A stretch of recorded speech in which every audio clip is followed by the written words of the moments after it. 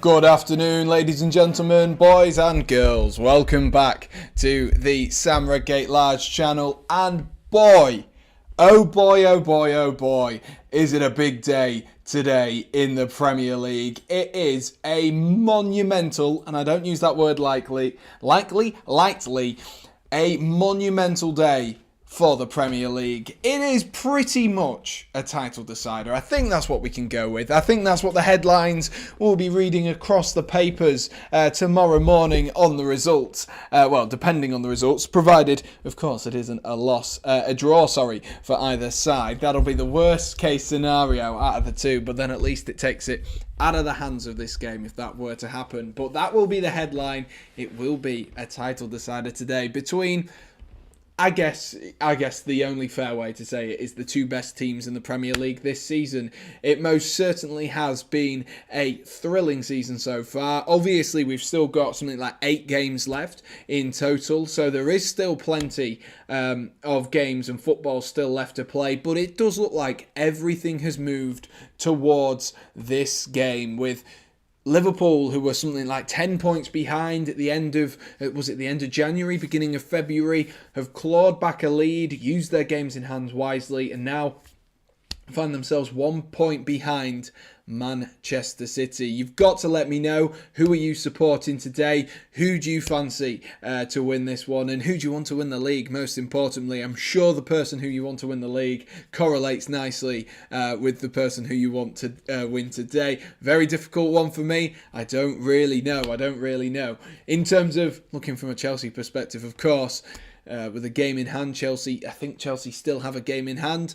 So ideally, from a Chelsea perspective, to try and close that gap, it would have to be a draw. But realistically, it's completely up in the air, and it's going to be a truly exciting game. I've got Manchester City in the background. That does not mean I'm representing Manchester City today. I'm going to be as neutral as possible, and I'm looking forward to a fantastic game. So do be sure to click on the poll that is in the chat and let me know who you think is going to win. We'll have a look at that just before we get on and get into the game. And of course, as always, let your score predictions flow in the chat, get the discussion going, and let's have a good old chit chat about what is unfolding in front of us. And as you can see, scrolling across the bottom of your screen right now is the results from the earlier 2 p.m. kickoffs that take place on a Sunday. And as you can see, there has been a couple of shocks in those games, with Brentford, following that 4-1 demolition job of Chelsea last weekend, have gone to West Ham. They clearly like playing in London, don't they? They've gone to West Ham and they've gone to another local rival and got a 2-0 victory as well. Leicester City have managed to hold on to a 2-1 win after Wilfried Zaha had to retake his penalty twice, missed his penalty twice, and then got the follow-up. And Norwich City, a vital 3 points in the race for relegation and trying to keep themselves up from the relegation zone, and might just give them an inkling of a chance of staying up. Do let me know. Are Norwich already down, though? Of course, the side that are looking sort of downwards at the moment is still Everton, who are on 28 points. So that would be seven points for Norwich to make up. And we could be in for a lot of drama at the bottom of the table, but nothing sets that drama up quite like what we've got at the top of the table for today. It is absolutely emphatic, and I think it's going to be close, it's going to be edgy, and it's going to fall down to who gets it right on the day. Obviously, it's stupid for me to say that because, they get to play once, but it's going to fall down to this one opportunity, and whoever gets it right. We know Pep Guardiola can sometimes overthink a little bit. We saw it in the Champions League last season. We saw it in the FA Cup semi-final last season as well. So Pep has, specifically in England, had a little bit of a theme around that. But when you look at the games in isolation between Liverpool and Manchester City, they've either been really close or either team has turned up and slapped the other one. So Honestly, this game could go absolutely anywhere. Afternoon, Max. How are we doing, mate? How are we doing? He says Oliver will be super happy with Zaha's penalty-taking skills. I'm sure he will be. A difficult one, by the looks of things. A difficult one. Having to have one retaken anyway isn't nice. But, you know, it's one of those things. It is one of those things. So, we will get onto the teams and we'll have a quick look at the table as well before we talk about the teams. So let me just swap screens and then we will talk about the teams. Let me get the screen up for us, ladies and gents, and then we will be nice and ready. But do let me know your score predictions for today's game. Hopefully you guys can see that now. There we are. You should be able to see that. And this is how... Let me get him off the screen. He doesn't deserve to be on the screen. This is how the Premier League table looks up before play today. This is how it looks. It is Manchester City leading the way just about, despite the fact Liverpool have actually lost more games than themselves. Manchester City have that 1 point advantage. Liverpool drawn more and lost one less than Manchester City. And it's really, really up in the air when you talk about it. Of course, Liverpool come into this with 3 of the top 4 goal scorers in the Premier League in Mo Salah, Diego Jota and Sadio Mane. Manchester City maybe don't have that renowned striker that they once did with Sergio Aguero. That's probably the big criticism of Manchester City, specifically this Manchester City side. 2 secs, I'm just going to grab something. I'll take you with me though. I will try and take you with me anyway.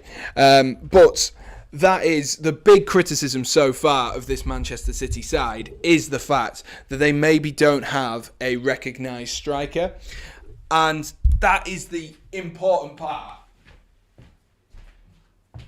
That is the really important part, isn't it? Because you talk about Manchester City, you talk about City potentially being able to bottle it.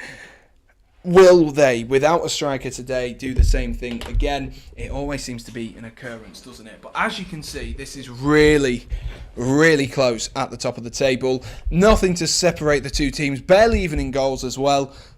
City, of course, with the best defensive unit in the league. It did used to go down to Wolves, but as you can see, Wolves have... conceded a few goals in the second half of this season, as you would happily expect. Wait, I'm confused. What happens with the penalty? This app doesn't explain. It got retaken, Max. It got retaken, the Crystal Palace penalty. I don't know what happened with it. I didn't see it personally, but it said it had to be retaken. Then he missed it, and then he scored the rebound. It looks like an encroachment because VAR made them retake it with that one. And Batman says, do you think Manchester City will play counter-attacking football? I doubt it. That's not very Manchester City way to play. They will be trying to dictate possession. I would imagine, I'd hazard a guess that Liverpool, using that pace on the attack with Jota, Mane, Salah, whoever's playing, I've not seen who's playing, whoever is playing, they will be... leading the line, and they'll be looking to counter-attack a bit more. I cannot imagine either team dominating this game, and if a team does, then it'll look like that they will be on that back foot for the most part of today. And it will be interesting to see, though, how they line up. Like I say, they did mess up a couple of times against Chelsea last season. Of course, Thomas Tuchel, a great tactician in the Cups, maybe not so much in the Premier League, and really, Pep Guardiola should pull his finger out today. It's a huge game. We saw a few seasons ago, I think it was the 98-point year with a 97-point year between Manchester City and Liverpool, how fine the margins are in football. And as you can see at the top of this table, it's very, very close. And we could be on for another similar end to this season. I think that one actually fell down to the fact that if John Stones hadn't cleared the ball off the line in the game between Manchester City and Liverpool, Liverpool would have won the league. That tells you how close it is. What's the Crystal Palace score? It is 2-1 to Leicester City. That's how it's ended. And Gallagher can't play against Chelsea next week. No surprises. He is cup-tied, of course. He is cup-tied. He can't play against his parent club. But here are the benches for today, which will give us a little bit of an indicator of who's playing and who isn't. And as we scroll up, the first thing I saw is How many times this season have we seen every single player on SofaScore have a green match rating? I know this is some minor little detail that probably no one else cares about except myself. But how many times this season have we... I don't think we've ever seen this. I don't think we barely see teams, other than Liverpool, City and potentially Chelsea when they play their strongest 11, but we barely see teams that have all green ratings anyway. And for them both to have all green ratings, that is pretty much a testament to how good these two sides have been this season. And you look at the talent spread across the pitch here. There is huge amounts of talent on display today, and City have gone with a recognised number 9 with a defensive midfielder. So that is the big talking point. Number 1, Gabriel Jesus, recognised number 9. Will he play there, or will he go out onto the right and Phil Foden come in? Time will tell. But also, that defensive midfielder. Cast your minds back to that Champions League final. Pep Guardiola opted out of playing Rodri or Fernandinho. It bit him on the backside, and he's looking to have learnt from his mistakes in what will be pretty much a cup final for them. But let's talk about the teams in a little bit more detail and a little bit more depth, and we'll have a rundown and let me know your thoughts on these teams. Who do you think is the biggest omission? It looks like two monumental sides. And just as we go through this, I'm just going to run the team through, and I need to see who is on the bench because, there we are, that answers my question. Ruben Diaz is still out, so that definitely answers that question, which came to my mind when looking at the Manchester City side. Don't Manchester City have Julian Alvarez loaned out and ready to play for them next season? Yes, they do. They do have him. They signed him from River Plate, if I've got that correct, and he will be coming in at the end of the season. So they did a very similar thing to...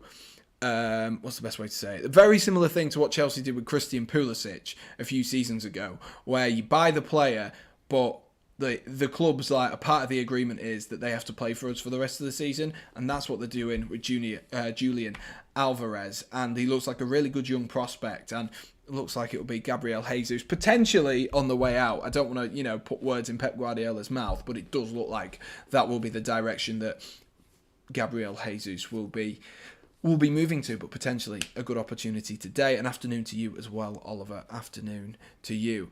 Do Manchester City really need to sign a striker? That is a whole new debate, Batman. I must say, it is a whole new debate because you look at how well they've been playing, even without a recognised striker, and you wonder, will it hinder? There's lots of talk about Manchester United and how allegedly Cristiano Ronaldo hinders the Manchester United side. And who knows, maybe a recognised striker who doesn't quite have the work rate that Pep Guardiola is looking for would hinder the ability of this Manchester City side. But for today, what they have gone with a very Pep Guardiola-esque starting 11 and the lineup. And of course, in goal, as always, is the ever-present Brazilian goalkeeper Henderson, who has been once again terrific this season. Max will be back for kickoff, no worries. And then the 4 across the back. João Cancelo starts at left back, who has been absolutely phenomenal switching over to that left-hand side so far this season. He has been phenomenal. He's been a joy to watch. He's got himself assists. He's played so well, and the options that he gives for Manchester City as well have been really good. And look at that match rating, average match rating of a 7.39, and considering he's maybe been a little bit quiet over the last few weeks in terms of that attacking output, shows you the levels that João Cancelo, particularly in the first part of the season, was playing at, but throughout the entirety of this season has still been playing at. What concludes the rest of the defence is Aymeric Laporte and John Stones. Like I mentioned, Ruben Diaz is still out, and Nathan Ake is on the bench. That is the stronger out of the partnerships that could have happened there, with Aymeric Laporte obviously being a left footer. Very helpful for Manchester City to actually have that left footer on that left hand side. João Cancelo, of course, typically a right back, and so he is maybe a little bit foreign to that left back role, but this season he's made it look brilliant, hasn't he? He has been probably one of the transitions over onto that left-hand side, has probably been one of the best ones this season. And then, of course, John Stones as well. The Englishman has had a decent season so far. I saw a stat comparing Virgil van Dijk and John Stones earlier, which was interesting. I can't remember it. I need to find it, but it was very, very interesting how similar seasons they are having, with John Stones maybe featuring a little bit less than the big Verge. And then at right back, of course, Manchester City going with another ever-present in this Manchester City side, Kyle Walker. Gets a lot of slack, Kyle Walker, for being a little bit mistake prone, and well, he's English, so of course he's going to be a little bit mistake prone. Well, all the English players that are on the pitch currently are a little bit mistake prone, and so he gets a lot of slack. I think Kyle Walker today is the only man for the job, really. You don't want to play anyone else other than Kyle Walker in that right back role. João Cancelo, of course, being dynamic, can move out onto that left hand side, but even if you did have he who shall not be named playing at left back, I still think for me Kyle Walker, just at the moment, just because of that consistency and how quick he is, the recovery runs, I think he starts at right back no matter what. And of course Zinchenko as well is another left back option, but not really going to be a problem. Pep Guardiola has a thing, doesn't he, for changing centre midfielders into left backs. I was just thinking he used to play Fabian Delph there, and well, so does Jurgen Klopp. He played James Milner there, but the more you know, the more you know. Just seen a few comments coming in. Sam, I'm not going to be in this chat. I don't want spoils. Plus, this is like a cup final. I mean, I'm going to be behind you guys, which is, so I don't want spoilers. And Elise will probably be back in time, but I don't want him to play. How is there spoils exactly? And I'm nervous to get started because I'm actually using the Fire Stick to watch this game. Yeah, we'll be probably on the same time then, Fraser. We'll be probably on the same time. And if not, you can just push yourself back 5-10 seconds and line ourselves up.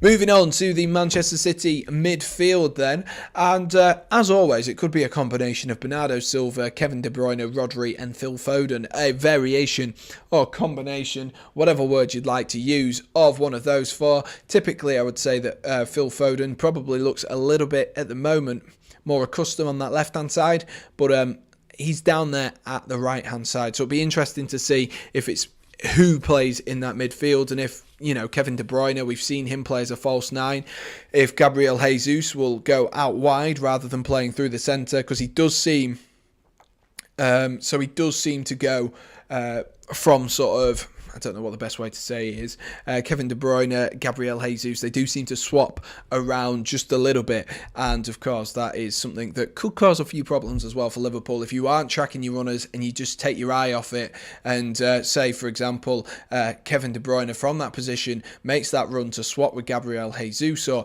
push Jesus out right, and then Fabinho leaves Kevin De Bruyne, that's when the space opens up. Of course, you know, I'm talking from a Sunday League perspective, but it still can happen.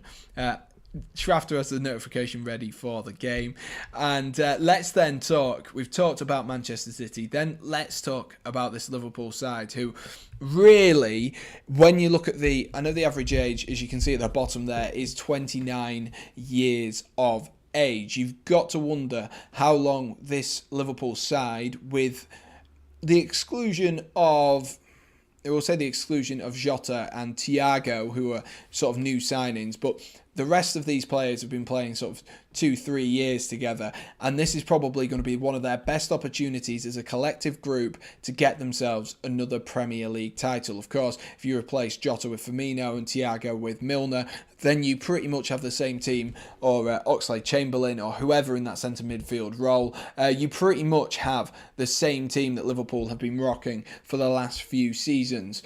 So Liverpool, a lot of these Liverpool players, especially with them getting towards 30 now, a lot of these Liverpool players will be looking to get themselves something to make sure that they've got themselves that second Premier League title and keep on moving forward. Of course, Liverpool's bragging right at the moment is the fact that a lot of these players have won Champions Leagues. Manchester City look better than ever in the Champions League, but who knows where this will go. Fraser's nervous. I cannot blame you whatsoever, Fraser. I cannot blame you whatsoever.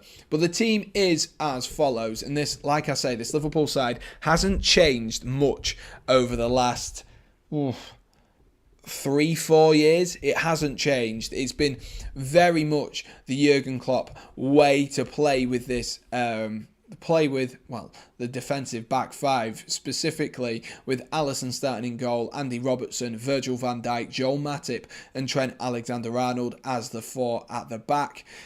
So, as we know how solid this defence is. Probably over Manchester City's, I'd probably like to say that other than maybe João Cancelo and Andy Robertson, I'd probably give, even then it's very, very close, I'd probably give Liverpool's back line, if I had to choose, I'd give them the nod over Manchester City's because of that chemistry that they have built up over the last few seasons. But we know the qualities of that team. We know Virgil van Dijk is going to be able to make it difficult for the likes of Phil Foden, Raheem Sterling and Gabriel Jesus. And the two centre-halves of Liverpool are very, very physical, aren't they?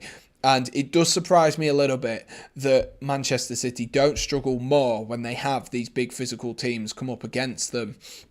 And maybe that will be where it suits Kevin De Bruyne a little bit more to play in that centre-forward role, because then he can distract Joel Matip and Virgil van Dijk and not leave Gabriel Jesus, who would have a massive job against Joel Matip and Virgil van Dijk, isolated up front. So maybe that could be something to look at. And of course, Pep Guardiola will be keeping a key eye on that, with the likes of Bernardo, Gabriel Jesus, Phil Foden and Kevin De Bruyne all able to stay and sit through the middle of that false nine.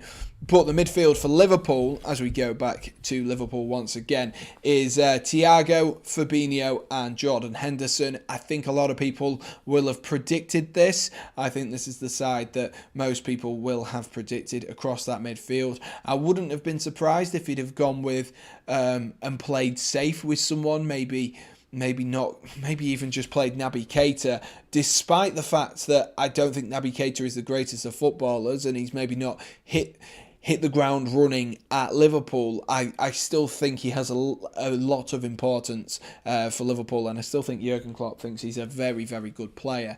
So I wouldn't have been surprised if we'd seen him play in this game to carry the ball forward, but they have instead opted with Thiago, of course. And then the three up front. Do these really need any introduction? Bar Heung-min Son, who got himself a hat-trick yesterday. He's closing that gap on Mohamed Salah. Salah will be well aware that Son is only 3 goals behind him. But other than Heung-min Son, these are the 3 top goal scorers in the Premier League so far this season. Mohamed Salah sits on 20 goals this season. Diogo Jota follows not really too closely on 14, and Sadio Mane on 12, with, of course, like I say, Heung-min Son sat on 17 following that hat-trick for Tottenham Hotspur against Aston Villa yesterday. But as we scroll down, we'll just check out the benches. Who are the big names on the bench? And of course, with this Manchester City side, you expect to see big names absolutely everywhere. And as you can see, you most definitely do. Nathan Ake, Alexander Zinchenko, Ilkay Gundogan and Fernandinho. And then, of course, the £100 million man Jack Grealish and Riyad Mahrez as well, all on the bench. And then Liverpool, how do they line up then? What changes could they make? Well, they've got Joe Gomez, Tsimikas, Konate, James Milner, Jones, Luis Diaz, Naby Keita and Roberto Firmino. For me, don't be surprised to see James Milner come on if Liverpool are winning, for a little bit of a knowledgeable, calm head. And Fernandinho is retiring the season, says Schrafter. I did not know that.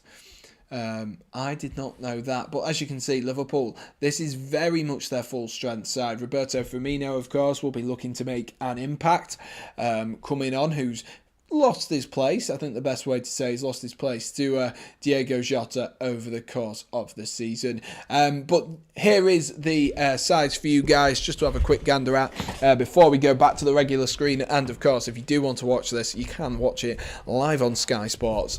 You can get that all sorted for you. But we will go straight back over onto the live screen, and I want to hear from you guys. This is as much your stream as it is mine. Let me know your score predictions for today's game, and get in the chat, get loud, and let me know who you think is going to be the winner of this one. It is truly an exciting game. And probably one of the best games it definitely has the potential to be one of the best games we watched this season. If it's like anything that we've had before between these two sides, it really, apologies there, it really could be absolutely fantastic. Let's have a look at the poll at the moment, see how many votes we've got in. We've got 11 votes in. With, wow, that has changed since I've gone live. 55% of people going Manchester City, 36% going Liverpool, and 9% going draw. So the overall majority at the moment going with Manchester City. Of course, that could all change throughout the game and throughout a little while anyway. But that's a lot closer than I anticipated. A lot closer, I must say. It's crazy how Jota came in and destroyed Firmino's hopes of being number one. Absolutely, I know, absolutely. Sam, Chelsea aren't selling out FA Cup tickets. No surprise. You should get a ticket. I did not know that. And I also don't know what weekend the FA Cup is, but I'll have an investigation. Thank you, Oliver. Please remind me after this. And Shrafter's gone with 5-4 Liverpool. Didn't we have a monumental game, something like that, a few seasons ago? Just before, because the players were just about to come out onto the field here for Liverpool and Manchester City, being led by Kevin De Bruyne and Jordan Henderson. But didn't we have, and I think I've got this right, we had a couple of really high scoring games between these two? Yes, we did. If you cast your minds back, there is always the opportunity for either team to give each other a big thumping. So earlier on in the season, of course, Mohamed Salah scored a goal of this season contender in that game as Liverpool drew 2-2 with Manchester City at Anfield. Then 7th of February 2021, Liverpool lost 4-1. Then 8th of November 2020, it was 1-1. 2nd of July, admittedly, that was in 2020, so you can potentially cut Liverpool a little bit of slack. 4-0 to Manchester City. 19th of November, 3-1 to 3-1 to Liverpool, sorry. Then the Community Shield, which was won by Manchester City after drawing and going to penalties. Then there was a 2-1 to Manchester City, 0-0. There's been a couple of 2-1s, and then Champions League stages. Liverpool prevailed in the Champions League, of course. And then you cast your mind back, 2017, my birthday, 2017. That'll be my 18th birthday. Oh yeah, nice. Liverpool were beaten 5-0 by Manchester City. And yes, that was when Sadio Mane got sent off, which Oliver has just put in the chat as well. And then we had that 4-3 as well, where Alex Oxlade-Chamberlain, I think if I remember correctly, scored an absolute worldie. So, like I say, not to add insult to injury and potentially jinx myself, but we have seen a lot of great games between these two sides, and I don't think today will be any different. It could be a little bit cagey. Don't be surprised if it is, because neither team will want to make a mistake in that opening 20 minutes. Because being 1 goal down, 2 goals down against the side like this is disaster for anyone. It really is a disaster for anyone, let alone when you've got to do it again against them. And just looking at this, they have gone with the same formation with De Bruyne in that midfield spot. We'll see how it plays in the game though. Just a reminder, guys, before we do get into this, if you could smash that like button forwards. There's 5 of you watching, so if you are watching and you're enjoying this stream, do be sure to smash that like button forwards. We're going to go for 15 likes, as always, on these streams, and do subscribe as well if you are new to the Sam Redgate-Large channel. About a minute away here from kickoff, and then we will be underway in this, what I can only describe as probably the most exciting and also most intense game of the season. I'm looking forward to it. Hopefully you are too. And we will get our crowd sound and everything all set up and sit back and hopefully watch a fantastic game between Liverpool and Manchester City. Manchester City and Liverpool, however you want to say it, it is going to be exciting. Let me know your score predictions. Oliver's gone 1-1. I am going to go 2-1 to Liverpool. 2-1 to Liverpool. I think they want revenge. They're not going to let it happen once again. That it is that John Stones has to clear one off the line and then finish 1 point behind. They won't let it happen. I'm backing Liverpool for today to get themselves a win when needed.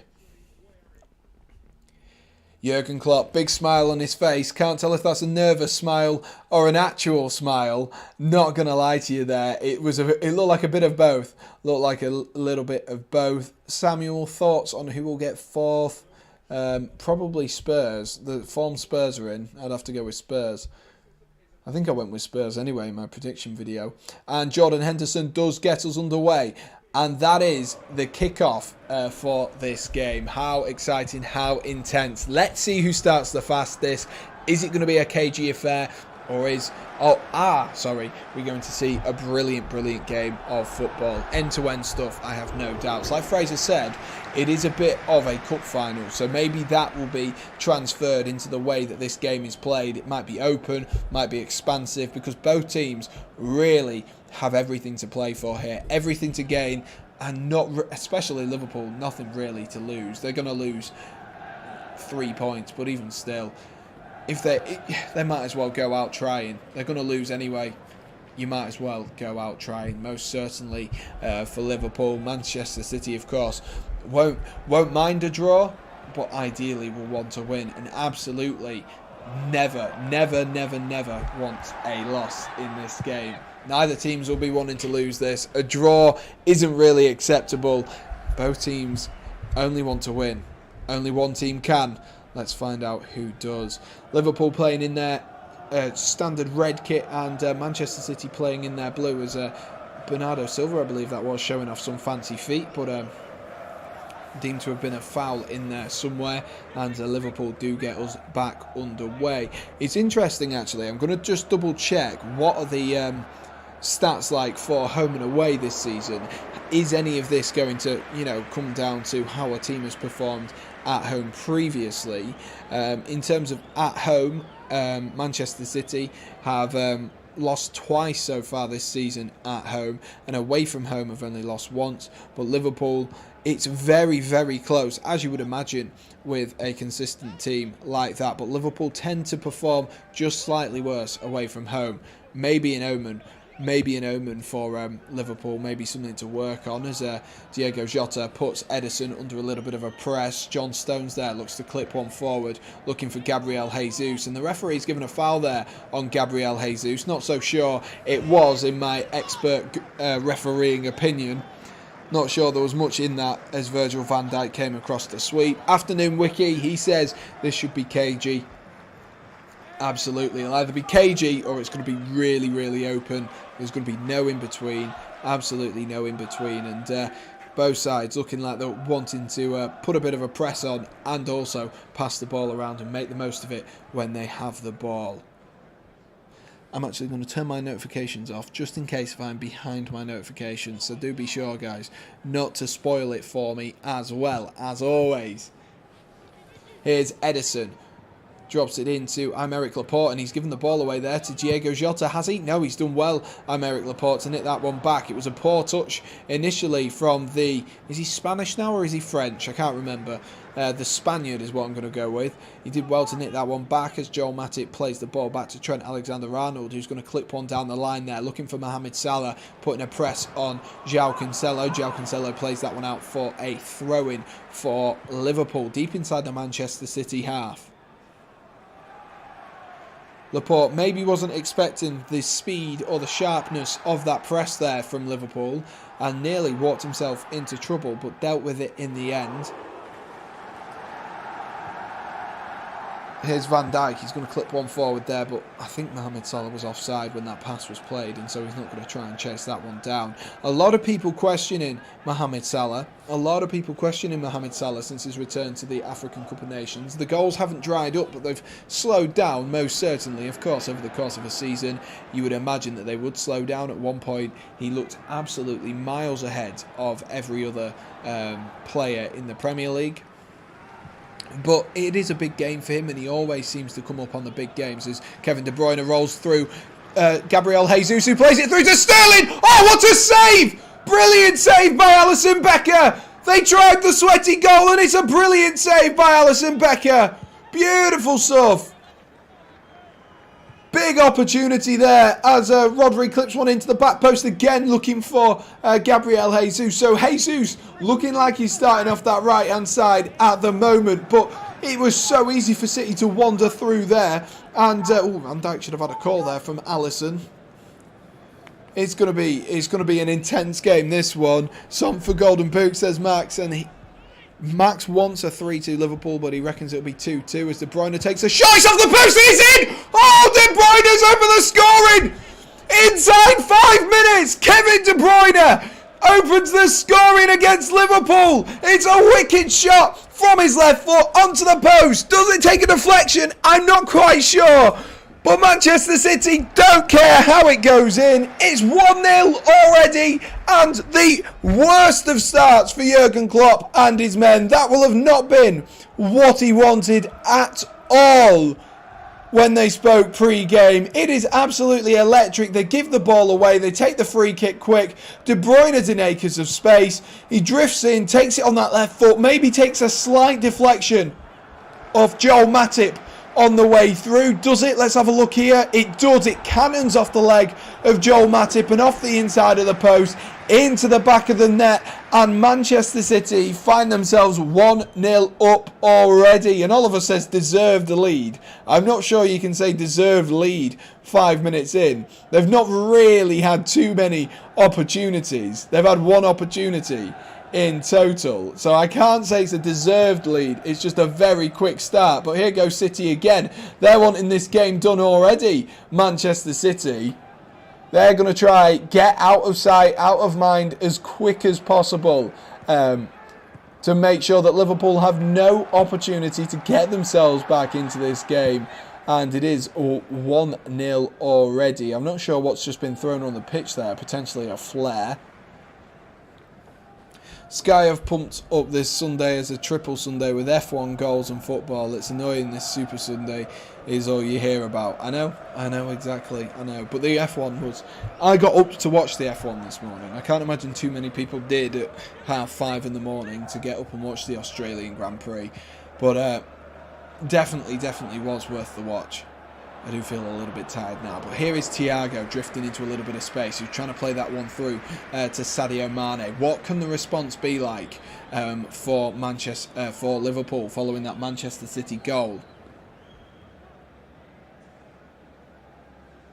Crikey, already. I did not expect that. I said, though, at the beginning, didn't I? It's down to who gets the quickest start, and that's a great ball over the top there by Bernardo Silva, looking for the run of Phil Foden. It was a little bit clumsy there from Alisson, but he's managed to find Trent, and Trent's pass is wayward and can only find Rodrigo, who drops the ball back there to John Stones.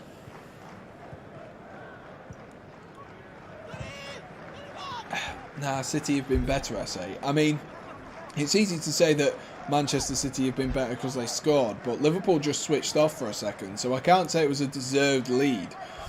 I cannot say it was a deserved lead. It's not like it was an onslaught. That's what I anticipate is a deserved lead. But 5 minutes in, Manchester City 1, Liverpool 0. Now Liverpool, away from home, have got a massive task on their hands. Who knows what's going to happen here, ladies and gents? Who knows? Here's Stones, drops it into Aymeric Laporte. Look at the ad boards. There are two that merge into one, and it's funny seeing the heads of the people sitting there. Looks like they just have shoulders and a head. That is the quality content you've come for, Max. That is the quality content that you have come for, I must say. Absolutely quality content. Oh, that was clumsy from Liverpool there as the ball tried to be pushed back towards Alisson in goal. It was very clumsy. I don't quite know what was going on there, if I'm honest with you. Virgil van Dijk trying to shield it back to Alisson, and a little bit of a miscommunication between the two of them. And they've got away with one. They have got away with one. It was a little bit clumsy. Manchester City fans, a chorus of boos in the stadium for that response. But Liverpool get themselves back on the ball here with Mohamed Salah, who drops it into Trent Alexander-Arnold. Another wayward pass, only finds Rodrigo once again, or Rodri should I say. Here's Bernardo Silva, who's had the ball nicked from Thiago. Falls instead though to Kyle Walker. Here's Rodri once again. City looking to play straight through the Spanish defensive midfielder at the moment. Make sure he's on the ball. He seems to be everywhere at the moment. I have decided to sell Salah for Son. That's what you've gone with. I've got Harry Kane, so I don't want to double up on attackers quite at the moment in FPL. You never know what you're going to get with Mo Salah. You never know what you're going to get. That being said, it has been, I believe it's been 4 game weeks since Mohamed Salah came up with a double-figure haul in FPL, as Virgil van Dijk's having his legs tested there by an onrushing Raheem Sterling. Here's Robertson. And he goes back to Alisson there. So 10 minutes in, 10 minutes on the clock, and we're already seeing a storyline developing so far in this game. But what can Liverpool do to stop that storyline developing? They've tried so hard to get themselves back into this game and get themselves back into the Premier League title race this season, and it'd be a shame for it to go down like this as Sadio Mane picks up the ball here, returns, tries to face the Manchester City defenders, drops it back instead to Fabinho. Here's Fabinho once again, plays a lovely little 1-2 there with Jordan Henderson. As my screen just completely freezes. Brilliant, thank you. Good stuff. I remember it happened in the game. Which game was it? It was the game against. It was Manchester City versus Man United, and my stream just the whole thing just froze, and I was absolutely gutted because it was right on when Manchester City scored, and then I think they only scored 1 more in the whole game, so I missed the important moment. Missed it. Gutted. Manchester City fans booing Alisson there, following that collision that he had. Interesting that De Bruyne has now moved into that false 9 role. So like I mentioned earlier on, Kevin De Bruyne and Phil Foden just swapping around, causing a few problems. Andy Robertson tries to unleash Sadio Mane. Mane can't quite get the ball down though, and Aymeric Laporte clears out for a Liverpool throw-in.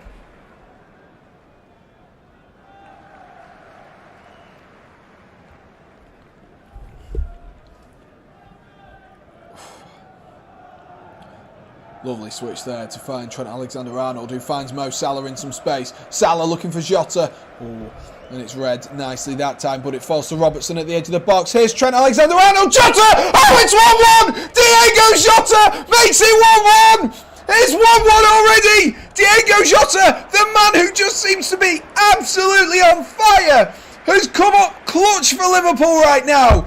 Really, really good goal. The ball back into Jota was fantastic on a plate. Jota, you cannot give him that time and room and space in the box. A brilliant, brilliant goal. And what a game this is shaping up to be. I told you it was a blockbuster, and it most certainly has been so far. The ball fell out to the edge of the box towards Robertson. Trent does well to pull it back, and it's a lovely little tap in from Diego Jota, who's just drifted into the space. I don't know which City player is supposed to be marking him. He's very, very clever. He just stays out of that 6-yard box where there's 4 Manchester City defenders, and what a lovely goal that is from Liverpool. A lovely goal, and that will do them the world of good. That will do them the world of good. Great start for a neutral. It most certainly is. I couldn't contain my excitement seeing Diego Jota pound that one into the back of the net. I tell you what, and it is 1-1 already. Oh my gosh. Edison's keeper of Edison's quality should do better. Most definitely, Wiki. It squirmed its way through into the back of the net, but Diego Jota, Liverpool won't care. Definitely not. They've got their little bit of luck. City got their little bit of luck off that De Bruyne strike, which did cannon in off Joel Matip. So both sides having a little bit of luck and a little bit of fortune in front of goal, but it is 1-1. They've cancelled each other out, as they have done so much so this season, Liverpool Football Club. They have Liverpool have just managed to match City for the most part. They drew 2-2 last time out, and could we be expecting another 2-2 draw? It's just starting to open up though as Fabinho looks to drop that one into Jota. Jota tries a fancy flick though, and that is recovered by Rodri. Thank you. I updated the scorers. I didn't update the scoreboard. Thank you, Oliver. I do appreciate that. I really do appreciate it. But it's so hectic already. So hectic already. Oh, hopefully we can keep up, ladies and gents, with how hectic it is. Hopefully we can keep up as Joel Matip tries to run away there. And he's given the ball away to City, but De Bruyne plays the ball off Matip anyway. Who's appealing that he was pulled back there by a Manchester City player. Good turn there by Bernardo Silva to open up a bit of space. Lol, I'm opening some packs of stickers, and I got Harry Maguire, Captain Guard. I'm sure we won't have that one next season. I'll tell you what, I'm sure we won't have that one next season. John Stones, lovely ball into Kyle Walker. Walker rolls that one forward, looking for Raheem Sterling. It's going to fall to Jesus. Oh, good save. Equal to it, more than equal to it there from Alisson Becker. Good play there from Manchester City, moving the ball around nicely, playing a ball in behind, and then a lovely setup to Gabriel Jesus. Not bad there from Manchester City. Lovely football, if you ask me. A fiery 15 minutes so far, and who knows when the next goal is going to come. If you do know when the next goal is going to come, do be sure to get in the chat and let us know when you think the next minute will be for the next goal. I'm going to go with it's going to be the 32nd minute. I'm not saying who it will be, but I think there'll be another one by the 32nd minute. I think both teams now, I think the nerves will have been zapped out of their game pretty quickly following those goals, because they have to be on it now as Robertson looks to roll one forward there towards... Oh, it's Mo Salah running through, and that's clipped up in the air. The touch maybe off a Manchester City player that... cannoned upwards into the air. It was a great ball from Andy Robertson, who keeps looking for those balls. He's done 2 or 3 of those in the initial stages already. It was actually a good piece of defending there from John Stones, but already Andy Robertson showing intent that he's going to try and use the pace of those 3 attackers in Sadio Mane, Mo Salah and Diego Jota to get them in behind. Max has gone with the 29th minute for his goal. 29th minute. He's gone close to me with my 32nd minute guess. They surely can't keep going at this intensity as Ederson now walks the ball forward from the goalkeeper box. Mane goes to put a bit of a press on. Ederson opts to go long and picks out a delightful pass towards Kyle Walker. Here is Kyle Walker. He's got support from Kevin De Bruyne. Instead opts to go towards Rodri, who then finds De Bruyne. Back to Kyle Walker, and Kyle Walker's pass is just a little bit behind. Oliver's going 24th minute.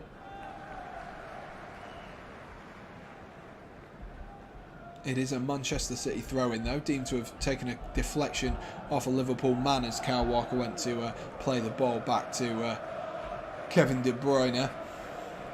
Oh God, my voice feels like it's going already, and we're only 17 minutes in. I can't deal with that. John Stones there. Was he fouled by Jota? Referee says play on, and he's taking it back though. And Sam, let's have a challenge for this pack. E1 number 7. EG1 number 7. A winger. There you are, Max. A winger. John Stones into Aymeric Laporte. Laporte under a little bit of a pressure there from Jordan Henderson. Opts to go back to John Stones. John Stones pass a little bit short to Ederson there. Nearly played him into trouble as the on-rushing Diego Jota was looking to make his way back towards the goal.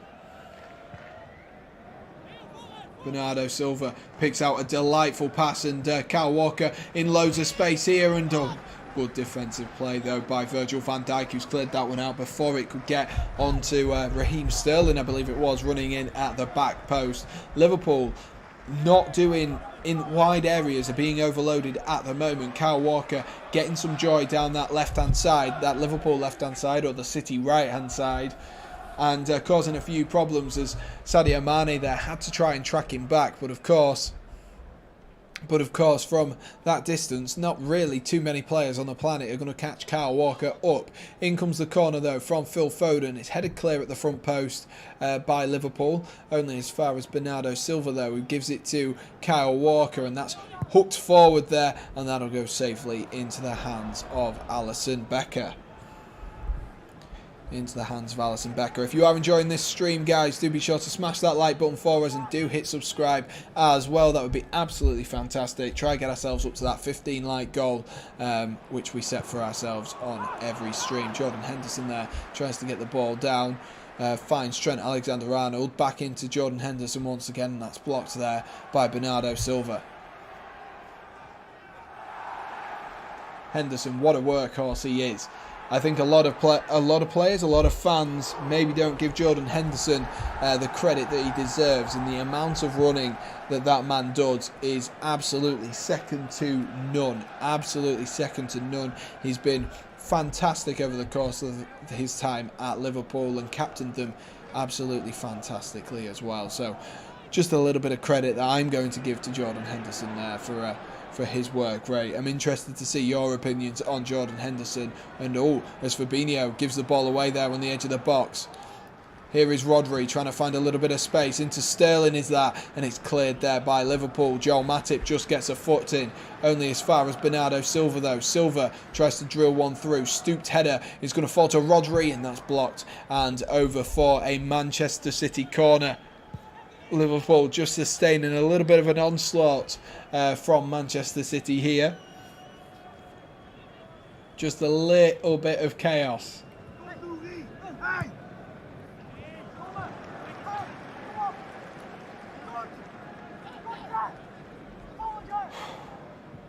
I don't know why I'm taking deep breaths. Oh, Max failed his challenge. Sorry, Max.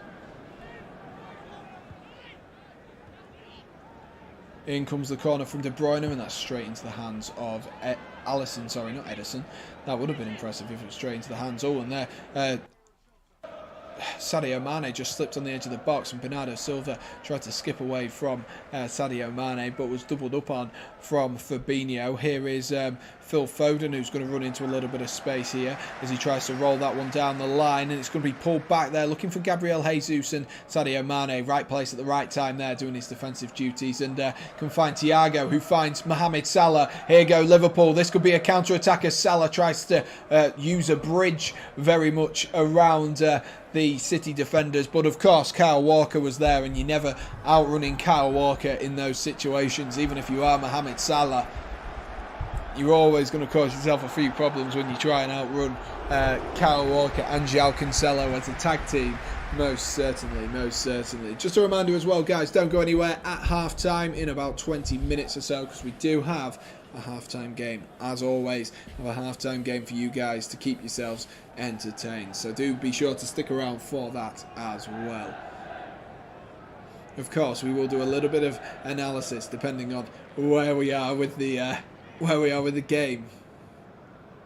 A lot can change in 20 minutes, and I'm intrigued to see where this game goes to. As Henderson, oh my gosh! He nearly put that into his own net! It was calm as you like, but he missed the ball, and Edison nearly ended up scoring the most calamitous? What am I trying to say? The most awful own goal. But he gets away with it as Diego Jota slid in. Holy. My God. They like leaving it with fine margins, this Manchester City team. Last time it was John Stones. This time it's Edison. Oh my gosh, as Diego Jota there tries to hook one forward, looking for Mo Salah. I cannot believe that from Edison. Cannot believe it. Liverpool aren't really sustaining pressure. No, not really, not at the moment. They're not being able to get on the ball. They're looking to counter-attack, like I mentioned earlier, that I thought they would do. I thought they would be the team to not dictate possession or try and get anywhere. It's sporadic, whereas City... Let's watch this again, He's so calm. He is absolutely so calm. And then for Edison just to roll that along the floor to Aymeric Laporte as he's made a mistake. That could have gone drastically wrong there from the Brazilian. He didn't even try to clip it up over the leg of Diego Jota. He just rolled it along the floor and Jota was sliding in. So literally anything could have happened there. But somehow the Brazilian gets away with it as De Bruyne whips in a corner. Oh my God, that free kick from Kevin De Bruyne was inch perfect onto the head. I think it was John Stones or it was Laporte. Oh, sorry, it was Rodri. That's who it was. At the back post there.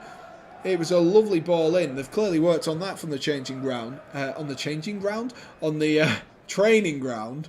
And just the header from Rodri in the end, just not good enough.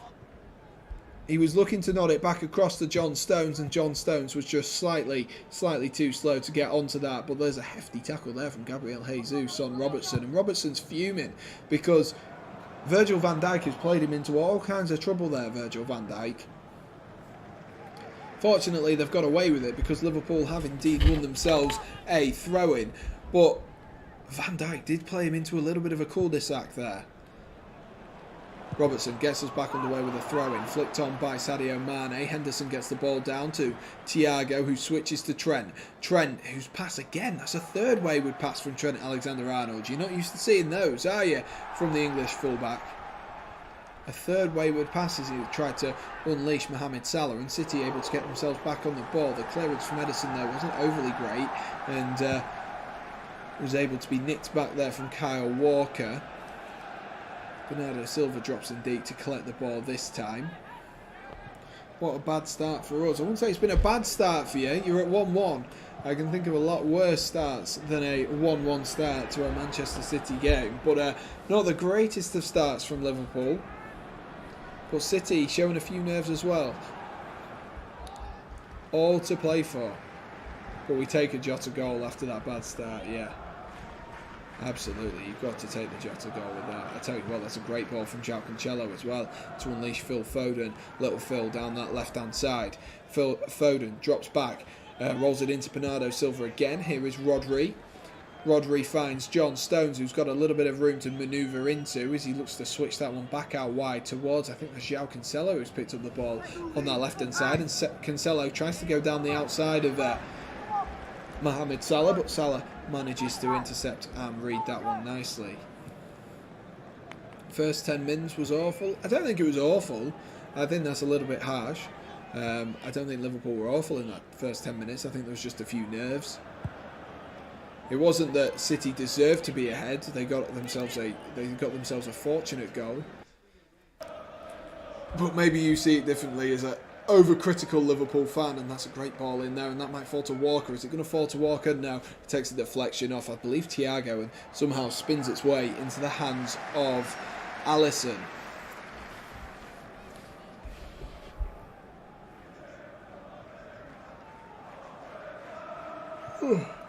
Tired still from the F1. Tired still from the F1. Liverpool are riding their luck just a little bit with the way some of these fall into them, and De Bruyne tries to skip past Robertson there, and that will be most likely the first yellow card of the game. And yes, there it is. The first yellow card of the game does go to Andy Robertson, so he's on a tightrope for a good 60 minutes of football, 60 minutes of action here at the Etihad Stadium. Knew exactly what he was doing. De Bruyne does well, just pokes the ball past him. The City captain for today just pokes the ball past him, and Robertson, he was making sure that there was no ball that could come in there. But as a result of that, De Bruyne now has a free kick in a very, very advanced position with a potential opportunity, to whip this ball in. De Bruyne, oh, that's a poor free kick, and Mohamed Salah's able to pick that one up, and he finds Trent Alexander-Arnold, and Liverpool have a 3-on-2 here, and Trent's tried to go for goal there, seeing Edison off his line. Probably the wrong decision there from Trent Alexander-Arnold as he saw Edison off his line. He had an opportunity there with Mohamed Salah joining him up front for them both to, well, at least be a 2-on-3, 2-on-4 if you include the goalkeeper, but Trent Alexander-Arnold clearly had other ideas and other intentions on his mind at that point in time. Can I just remind you guys, if you are new to the channel, or you haven't already, or you're just enjoying, do be sure to smash that like button for us. That would be absolutely fantastic. And that's a great ball over the top for Phil Foden. Foden cuts in on his left-hand side, cuts back out again. Here's De Bruyne! Oh! I thought that was in from Kevin De Bruyne. I thought that was in. Game's intensity's gone now. Oliver, you are crazy, man. It can't be 100-mile-an-hour all game. It's still a very, very intense game. And oh, sorry, it wasn't Foden. It was João Cancelo who was putting a good shift in the attacking areas, and it was a good shot on the turn there from Kevin De Bruyne, looking for that bottom corner. Yeah, I wouldn't say the intensity's gone out of this game whatsoever. I would not say it's gone out of the game whatsoever. I think it's just a natural sort of ebb and flow of the game, and just watching Trent's attempt at lobbing the goalkeeper once again. Yeah, I'm glad Max agrees with me on that one. Yeah, too boring for me. Oh yeah, that's why. Crystal Palace aren't losing, so that's why it's too boring for you. That's why it's too boring for you. You only like to watch games where your team loses and misses penalties. Is that right, Oliver? Oh, 30 minutes on the clock, still Liverpool 0, Manchester City 0 if you are just joining us. Goals coming from Kevin De Bruyne, a little bit fortunate with the way it went in, taking a deflection off Joel Matip, but made the most of a couple of half-decent opportunities in the first 5 minutes for Manchester City, and the equaliser came only 7 minutes later. Only 7 minutes later. Didn't you just lose 4-1 to Brentford? But that's not the point, Oliver. I'm not the one complaining about game intensity in a game that is the most intense game that I have seen in a long, long time. In a long, long time. This game is end to end. Both teams absolutely have the grit in their teeth today. Alisson takes this goal kick with Sadio Mane offside, but that was first kicked anyway. Deemed to have not been, and there's a foul there on Sadio Mane. So Liverpool will have a free kick on the halfway line.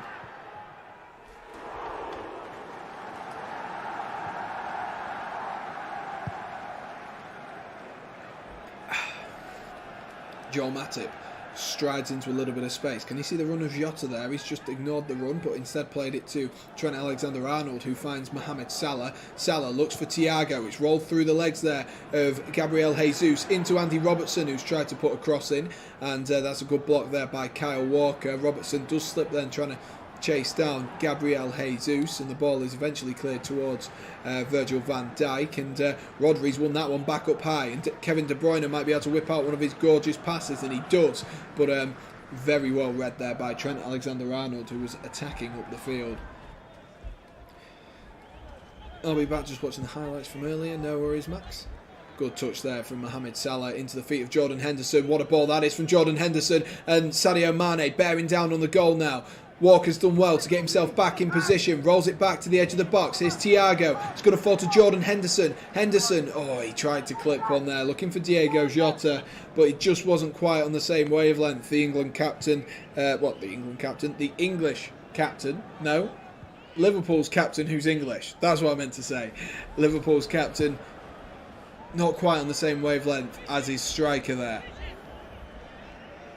I'll be back at half-time, need to sleep from the Borefest, I tell you. What? I'm sure Fraser will agree with me on this one, that it most certainly isn't a Borefest. And just an offside there as the ball was being played over from, I think, from the goal kick actually. Trent Alexander-Arnold though, how well did he do to get the ball down in the Manchester City box for that opening goal, Liverpool's first goal of the game. He did really, really well. I thought the opportunity had gone when it had fallen to him at the back post, as Jota tries to hook that one down the line for Sadio Mane.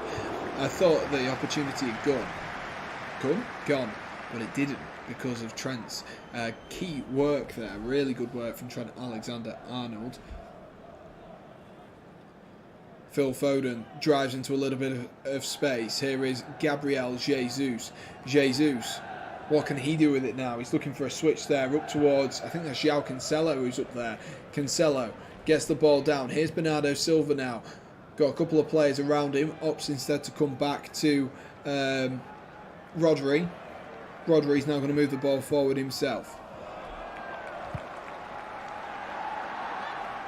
Couple of strides forward here and then back to John Stones.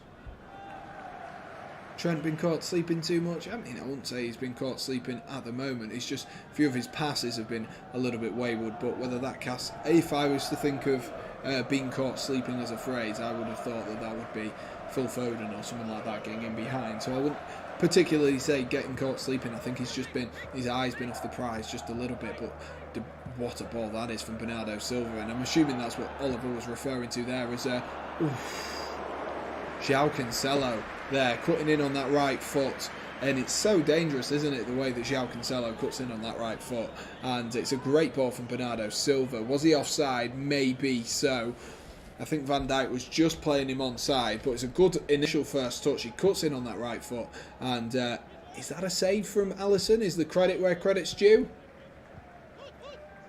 Oh, I'm not sure. It does come off the foot of Alexander Arnold, which is what pings it towards the goal at a quicker speed than Alisson would have probably anticipated. The corner, though, doesn't develop to anything, and Bernardo Silva's now got the ball at the edge of the halfway line as Kyle Walker hooks one forward there, and that's a great ball, and just intercepted there by Liverpool as the ball was not forward looking towards Manchester City's Phil Foden. Can Manchester United even qualify for the Europa Conference League? I mean, they can, but whether, as in physically they can, but whether they're likely to qualify for the Europa Conference League is a different story, because of course depends as well what West Ham United, what Manchester City, Chelsea, whatever they do in Europe as well. Oh, as De Bruyne rolls one across the box. Yeah, it depends on whatever they do in Europe. So I would imagine that 6th place, potentially if West Ham get Europa League, then it'll push to 7th place for Conference League. But if they don't, it'll go to whoever finishes in 6th. I can only imagine. Thank you to those who are watching, and if you are enjoying this, like I say, do be sure to smash that like button for us, and do hit subscribe as well if you are new to the Redgate-Large channel. We're a couple of likes away from that 15 like goal, so if you could do that and work your magic, that would be absolutely fantastic. Corner there from City, didn't really come to anything, but that's a great ball in. Oh my gosh, is he offside, Gabriel Jesus? Is he offside? That is the question, but Gabriel Jesus has put that one in. Just as I said, the initial corner was poor. The ball back in from João Cancelo, I believe it was. And Gabriel Jesus running in at that back post has tapped it in. Completely unnoticed. The first cross was poor. It comes out to, I think it is João Cancelo. It looks like him. Oh, is he offside? No, he's not. He's definitely not. Trent Alexander-Arnold and Joel Matip, between the two of them, play him onside. Alisson has no chance, and Manchester City retain his league. Managed to retain their lead thanks to Gabriel Jesus. Gabriel Jesus gets himself a much needed goal in terms of his Manchester City career, but also a much needed goal in terms of this season as well.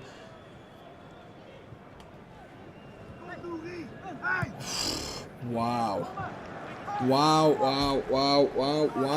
And Manchester City retain their league. Liverpool look to get themselves back underway on the front foot with Mohamed Salah, who's been a little bit quiet so far. He's got himself a foul though. Gabriel Jesus, they've just said his last goal was against Chelsea in September in that 1-0 win that they had. That's a great ball in from João Cancelo. From a fantasy football perspective, both Trent Alexander-Arnold and João Cancelo now both with assists. So take that as what you will. You know, make of that what you will. I tell you what, that is. It's exquisitely finished from Gabriel Jesus. He does well. He just sort of sees Alisson. He expects him to go down on the floor, and that's exactly what he does, and he anticipates it and just clips it over him as a result. And very, very well played there by the Brazilian. And Fraser says FFS. Exactly, Fraser. FFS. This game has so much action in it already. 38 minutes on the clock. We've had 3 goals. We've had big opportunities. It's been so good so far. So good. Lived up to the billing. Lived up to the Philip billing so far. What is going through Jurgen Klopp's mind now? He must know that his team have been pretty much second favourite for all bar maybe a 5-minute spell around the 10th to 15th minute.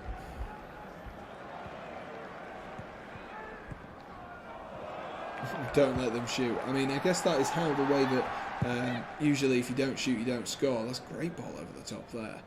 Don't know how these keep falling to Manchester City. They just keep plucking long balls up the field as Alisson's going to clear this one back up the field again. Sadio Mane challenges with John Stones. Thiago's won that one though. That's a good touch from Henderson to find the feet of Sadio Mane. Back to Henderson once again. Andy Robertson is definitely fouled by Bernardo Silva, and I think he'll be he will be in the book for that one. Yes, he is, Bernardo Silva. We keep, while they're playing a high line, keeping Manchester City on. I haven't noticed, I must say, but now that you've said that, it makes sense why the balls over the top are coming off so frequently for Liverpool, for Manchester City, against Liverpool. But that is how Liverpool tend to play. That's part of the beauty of it. And that's a great ball there from Sadio Mane, and Trent Alexander-Arnold doesn't score anyway. Deemed to have been offside by the lino. Whether that will have been the case, and if it actually was the case, I'm sure... Well, we don't need to know now because Trent Alexander-Arnold did score, but I'm sure that would have gone to VAR had it rippled the back of the net. Oh God, I'm feeling tired now. And of course, as it stands, Manchester City with a 4-point lead with a 4-point lead at the top of the Premier League table over Liverpool at the moment. As João Cancelo gives the ball away there to Jordan Henderson. Henderson, can he pick the right pass? Goes to Mohamed Salah. Salah's going to look to drop one back to Henderson once again. Henderson then chooses Joel Matip as his destination. Finds Virgil van Dijk. Here's Sadio Mane. All of Liverpool players back to the wall here. Jota wriggles into a little bit of space. Goes out now to Andy Robertson. Robertson finds its way to Virgil van Dijk again. Liverpool, this is better possession from Liverpool. They need to get themselves on the ball if they're going to do anything with it. Here is Mo Salah. Salah looks for the feet of Sadio Mane. Mane's got the ball in the box here as he tries to flick that one back towards Joel Matip, but Matip couldn't quite get on it. But as soon as they win the ball back there, City give the ball back to Mohamed Salah, and that's good defensive play there from a combination of Aymeric Laporte and João Cancelo. Oof. Topical pack, Max. You've got to go with a Manchester City or a Liverpool player. Topical stuff. Don't forget, guys, we are a few minutes away from half-time, which does mean we do have a half-time game. And we're not just doing a quiz this time. We are going to be doing Guess the Player, ladies and gents. So make sure you stick around for that, and make sure you're listening in. And if there aren't enough people, then we'll just have a look at the half-time stats as it is.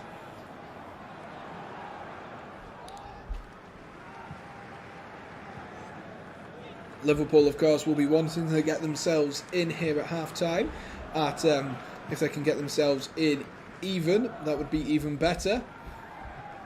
Pep Guardiola will be quite happy with his side's first half performance, though. Liverpool, other than the goal, haven't really created too many clear-cut opportunities. And here you go, Manchester City again with De Bruyne leading a charge, who finds Phil Foden. Foden has Jesus in the box. Oh! So close from Gabriel Jesus. I think the fact that Robbo slid in before there and was just a few inches away from making contact, I think that's just put off the Brazilian striker Gabriel Jesus there. So close. There's no ball retention in that front three. There hasn't been, has there? That is very true. And Bernardo Silva there trying to roll that one through to Phil Foden, but Matip's done well as well to play that one off Phil Foden. We've got 2 minutes of regular time here left in this first half. I know what you mean though, Wiki, about the ball retention. The ball seems to go up to that front three and then all of a sudden come back. They do maybe need someone different on. Maybe a Divock Origi might be the man to save them, or a Firmino, someone who's maybe a bit more confident on the ball and a bit more technical in terms of passing wise anyway, and it's going to hold the ball up for them. Can't imagine other than Jota. But that's a great ball from Henderson, who's threaded in Diego Jota. Here is Diego Jota. It was a massive overcommitment on the first tackle there, but he's just about, I think that was Bernardo Silva, who just about manages to get in there. Jota should have taken it sooner. His Portuguese teammate manages to get back on him there, and it's a fantastic piece of defensive play from Bernardo Silva, I think it is, of all people. Oh my God, I thought Diego Jota was bearing down on goal to make that one 2-2 as Trent Alexander-Arnold does give away a foul on Raheem Sterling, just tugging his shirt there, just pulling his arm back as he tried to run past his England international teammate.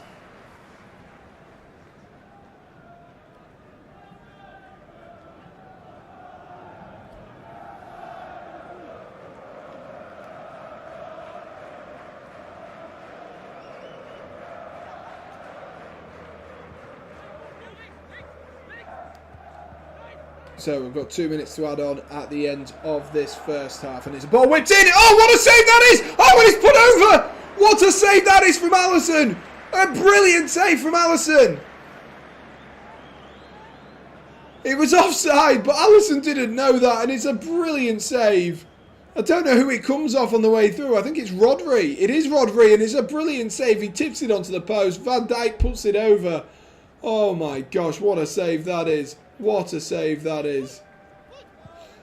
What a save that is. It might have been offside, but oh my gosh, what a save. We've got 2 minutes at the end of this first half.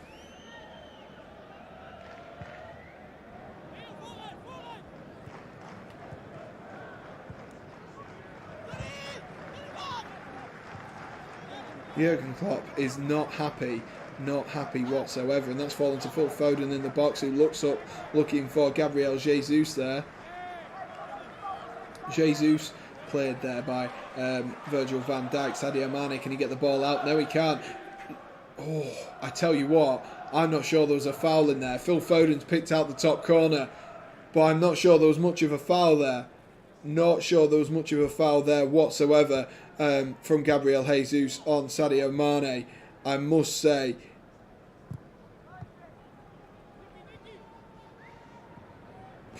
I think he's got away with one. I'm not going to lie to you.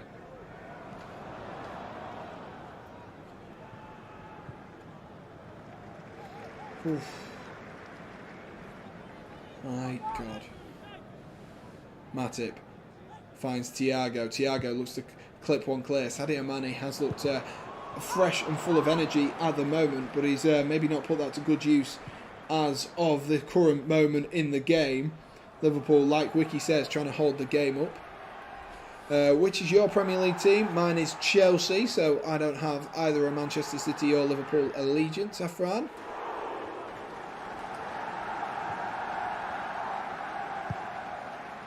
And that is half-time, ladies and gents. Half-time in this game, and it is Manchester City 2, Liverpool 1. Manchester City 2, Liverpool 1. And that is brings to an end a very, very intense and exciting, is probably the best way to say it, first half of football at the Etihad. It has been end-to-end, goals, magic, everything you can think of, and Manchester City definitely deservedly ahead. But let me know your thoughts, ladies and gents, and do get in the chat as well, as we do have a half-time game of Guess the Player. So let me know when you're ready for the half-time game. I can see that Max is absolutely ready and roaring for the half-time game. I'm just going to pop for a second and grab myself a little bit of a drink. As you can see here, I've run out of my juice for today, but we will get sorted with the halftime game imminently once I have returned. And also, I need to stop the stopwatch, don't I? I need to stop the stopwatch. And for just in case if you're wondering, this isn't a pyjama top. This is just a long sleeve top that I decided to wear because it was clean. Before you criticise this. Misguess the player. Yeah. Well, the thing is, Max, it's a lot easier to do guess the player in other games when there's a couple more people chatting around. Otherwise, it's just a little bit quiet. So hopefully Oliver and Fraser do make a return for the half-time game. But I'll be back in 2 secs. I'll just get myself a drink. And then we'll be ready to rumble!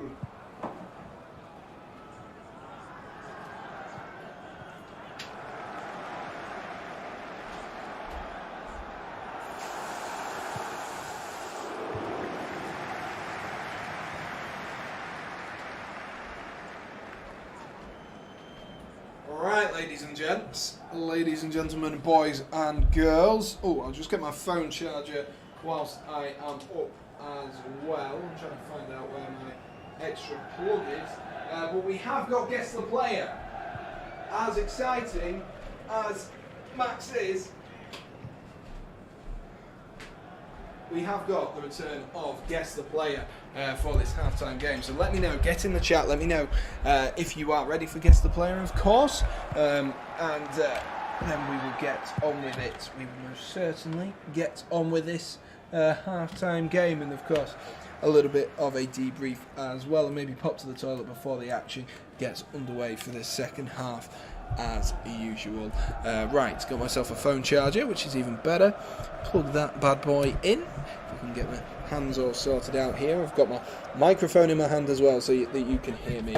But we have 3 players that you are going to be guessing for today's halftime game. 3 players that you are going to be guessing, and of course, as always, we guess the player on the halftime games. We do have a little bit of a theme around them. And of course, that is either Manchester City or Liverpool. With us watching Manchester City or Liverpool today. And Oliver never left. And Fraser is back once again. Awful for us. We're letting them in easy. And Fraser does sound fuming. You are absolutely right. So, unfortunately, guys, I've not worked out how to do this correctly on this new streaming thing, which obviously puts me in this position rather than the old setup. But you're just going to have to bear with me, and I'm going to have to read them out for you. So make sure you're paying attention and listening carefully to the Guess the Player. So like I say, these are, to some degree, related to Liverpool and Manchester City. Just have a quick sip of my drink. Have a quick sip, and then we'll get ourselves underway. So let's have a look. How many clues have I got for this first one? For this first one, we have 5 clues, and of course, you guys, you've got to try get them as soon as possible. I'm going to let you guys have, obviously, your main guess, and then if no one gets it from your main guess, then as many guesses as possible. So the first clue is this player has never played out of England. Never played outside of England. Whether it's the Premier League, Championship, you know, Sunday League football, for whoever on a Saturday, he's never played outside of England. So that's what you've got to think about. That is your first clue. As always, a very vague one to get ourselves started and underway. Max going with Sterling. And then following in with a Harry Kane as well. Gareth Barry, another good shout there. Phil Foden, of course. Trent Alexander-Arnold. Get these answers in, ladies and gents. Get these answers in. Spam the chat as much as you like. Get these answers in.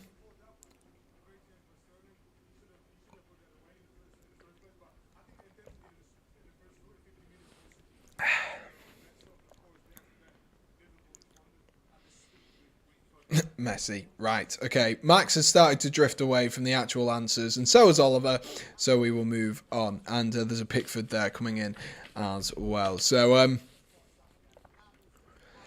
we will move on, and we'll move on to the second question. So we've had Sterling, Kane, Foden, Gareth Barry, Trent Alexander-Arnold, Stones. We have also got a couple more just sneaking through as well. Harvey Elliott, Harry Maguire, Jordan Pickford, and Did I say Harry Maguire? I did say Harry Maguire. Yeah, slabhead. We did say Harry Maguire. Moving on to the second question. So this is all to do with the same player. The second one is, so just to recap, this person has never played outside of England, and they have been a professional footballer for longer in their life than they haven't been a professional footballer. So maybe that gives you a little bit of a clue about the age of this player. If you use your brains, you can try and deduce how old this player must be at minimum. I will leave it there. So this player has been a professional footballer for longer than he hasn't been a professional footballer.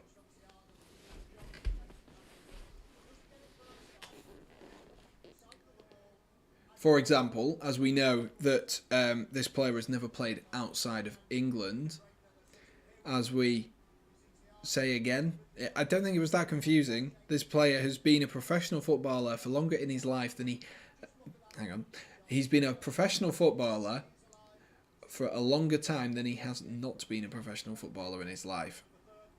There is the thing.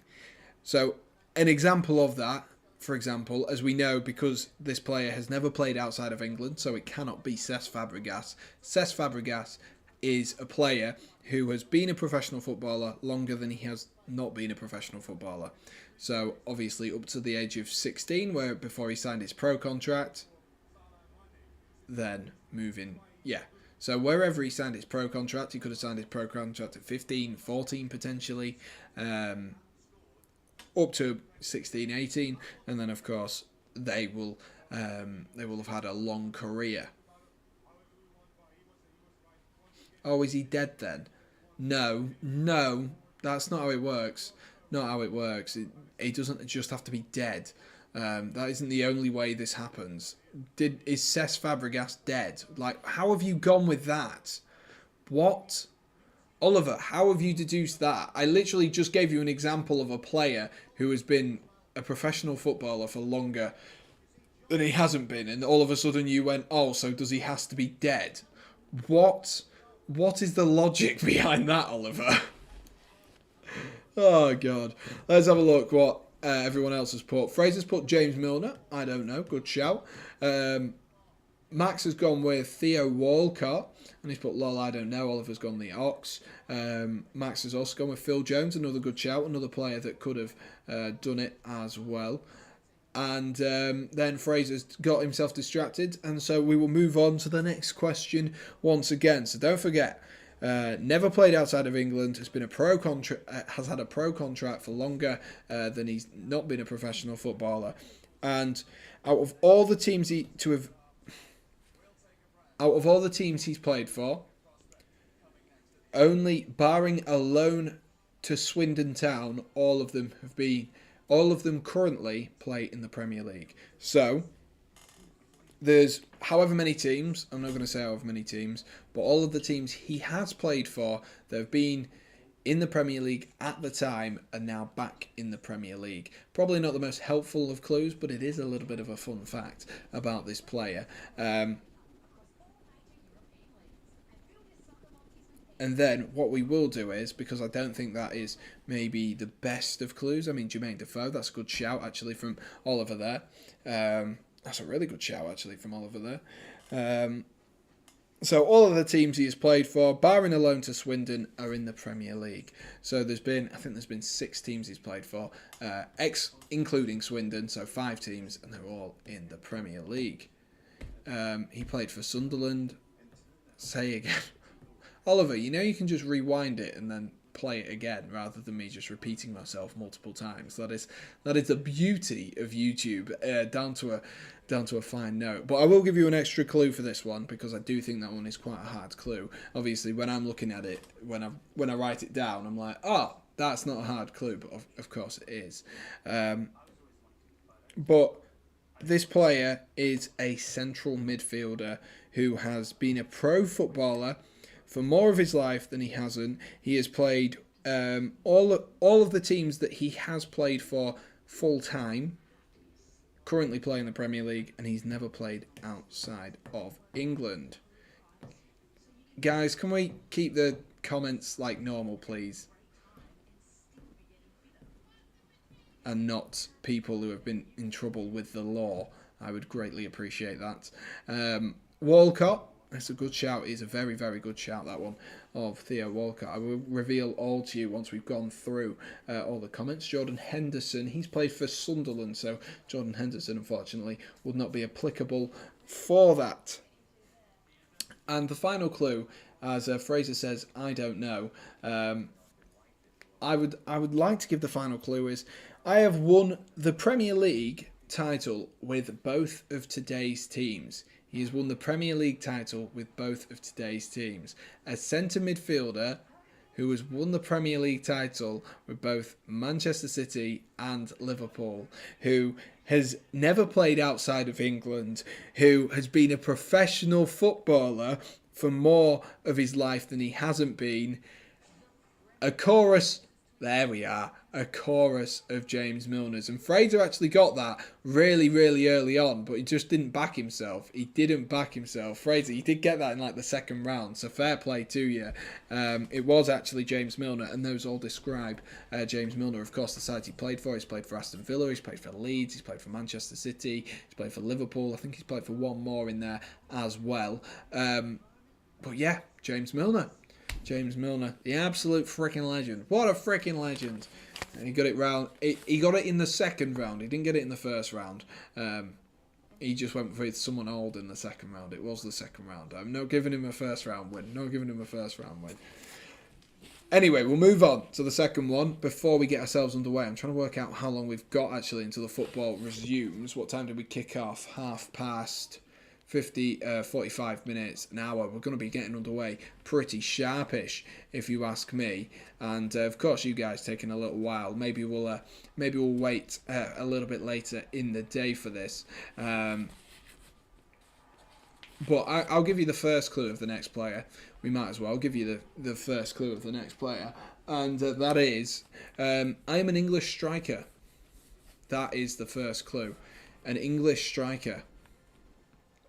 An English striker.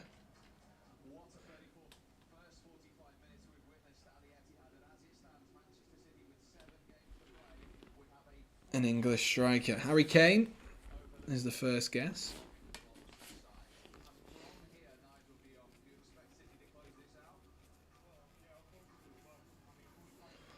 Ooh.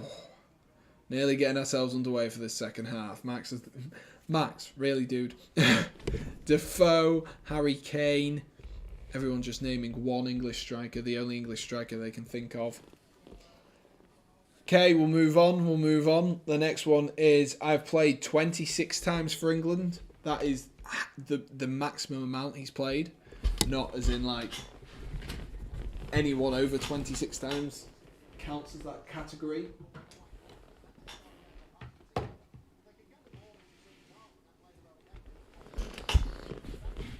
Vardy, Ings, Lineker. Right, yeah, Lineker could work. I don't know how many times he's played for thingy. Lineker. No, Max, that first one was not quite right, was it?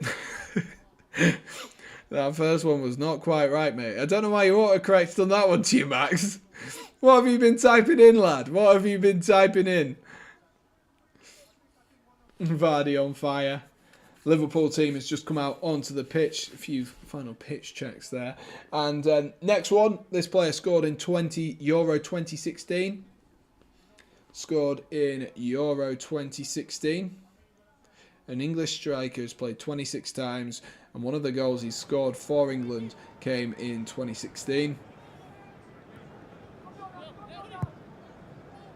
English striker, Maximilian.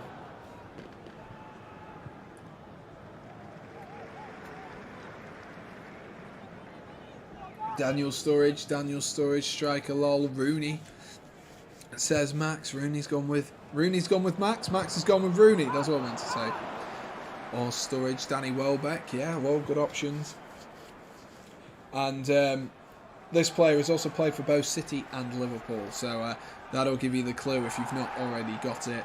And I can see a lot of them coming in anyway. So it looks like you guys have got it. It was indeed Daniel Sturridge, who started his career at Manchester City, was in their youth side, then had spells at Liverpool, of course, at Bolton Wanderers as well, if I've got that correct, and then, of course, made a name for himself more often than not at Liverpool. However, that is the end of the half-time game. Thank you to those who played, and thank you for keeping it sensible as well. But we are back underway for this second half. Let's see what Liverpool can do now. They've got to come out to this all guns blazing. They've got to. There's no questions asked, really. No questions asked whatsoever. As Van Dijk there looks to switch one there, looking to spread the play wide instantly. Here is Henderson, who finds Trent Alexander-Arnold. Here is Mo Salah. Mo Salah through to Sadio Mane. Oh, it's already happened! It's already happened! Sadio Mane! It's 2-2 already! Sadio Mane! What a finish from him! I said he looked bright in this first half, and in the second half, instantly, Sadio Mane goes, you know what? I'm going to take the weight and the burden on my shoulders, and he comes up big for Liverpool just when his side need it. It's a brilliant bit of play by Liverpool. A great ball through from Mohamed Salah, who sees Sadio Mane in acres of space, and it's finished coolly and calmly into that top corner. What a finish by Sadio Mane. And it's 2-2, and the drama continues. Mind keeping it down and wearing headphones. I mean, you can just turn me down. That's what you can do. You can just turn me down. I'm not going to contain my excitement, Max. I am not going to contain my excitement whatsoever. What a finish from Sadio Mane. What a finish from Sadio Mane. And if I can spell his name, that would be even more helpful than anything else. And just the perfect start for Liverpool in this second half. An absolutely perfect start for the side from Liverpool. Absolutely mental. Did not expect them to come out that quickly. Let's have a look at the votes, which have shifted quite dramatically to the 32 votes that we've had. There's a great ball over the top there by Fabinho, looking for Diogo Jota out on this left-hand side. Diogo Jota has to opt instead to go back, though, towards Andy Robertson. But 62% of you have actually gone with Liverpool to win, which is very intriguing. Like I say, very intriguing for 62% to go with the Liverpool win instead. Oh my gosh, what a turnaround.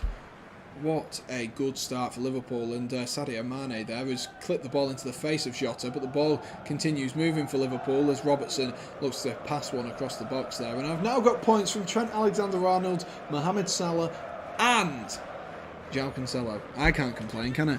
I most certainly cannot complain with the fantasy football output at the moment. Shame it wasn't Salah running onto the end of it himself, but definitely. Sorry, I was just fiddling with my phone if you were wondering why I was looking down at the floor. But as it stands, it goes back, doesn't it? It goes back to normal. Now Liverpool need to prove that they can get their noses in front. They need to prove that they can get theirs in front as well. That is massively important. They need to try just do something just to get their noses in front of this in this game right now, Liverpool. Because no matter what, this result will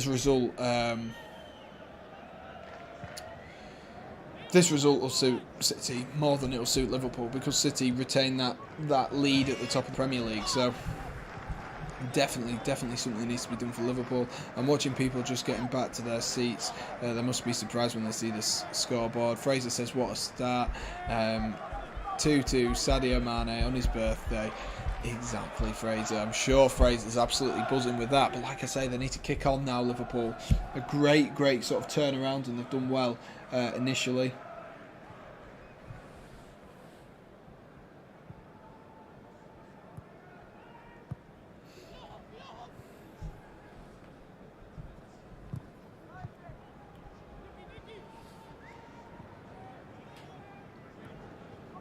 Lovely ball over the top there by Bernardo Silva, looking for the run of João Cancelo. João Cancelo seems to be so far up on that left-hand side all day at the moment. He seems to be causing problems down the left-hand side, but Liverpool will feel very confident, and Mo Salah's managed to keep that one in, and he's rolled it into Diogo Jota as well, and Jota, can he see Sadio Mane? Oh, the ball just slightly too far ahead of him. Sadio Mane running down the wing. Isn't that Mo Salah's song? Isn't that Mo Salah's song, not Sadio Mane running down the wing? I'm no Liverpool fan, but I'm pretty certain that's Salah's song. The ball well played there by Alisson. Had to come out and headed that one clear. Liverpool get themselves back on the ball as Thiago flicks that one round the corner, looking for Sadio Mane, slightly too far in front, and John Stones able to sweep up.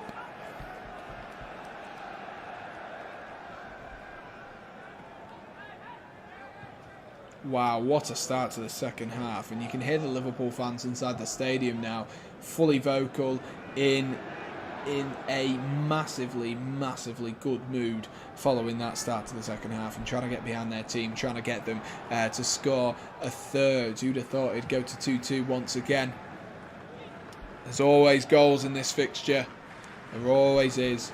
Neither side wants to hold back. Both teams want to take all 3 points, and it's never a cagey affair as Robertson flicks that one down to the Thiago there, who finds it to Robertson again. Robertson in towards Mohamed Salah. Oh, it's just bounced off Salah, just bounced off his thigh as it was coming through there, as Trent Alexander-Arnold tries to win the ball back. Has he won it back? No. Referee says no there. To the potential foul on Bernardo Silva. It's cannoned about, and De Bruyne tries to win the ball back from Fabinho, but Fabinho retains possession. Thiago drops that one off to Virgil van Dijk. Matip clips one forward. That's headed out wide towards Trent Alexander-Arnold, who, if he uses the ball wisely, can find Salah, as he does, who rolls it into Jota. Oh, good save. Brilliant save from Henderson. I thought Jota was going to get his leg behind it. I thought he was really going to put some power in that one. It was a great ball from Trent initially, timed his run to perfection, Mohamed Salah, and then the ball from Salah as well was good with the outside of the foot, and I just thought, oh, he maybe should have taken that with his right foot, you know. The Portuguese striker, he's already got himself on the score sheet so far today, but he maybe should have taken that one on his right foot as it came across him rather than on his left foot, and just had to opt for a toe poke in the end.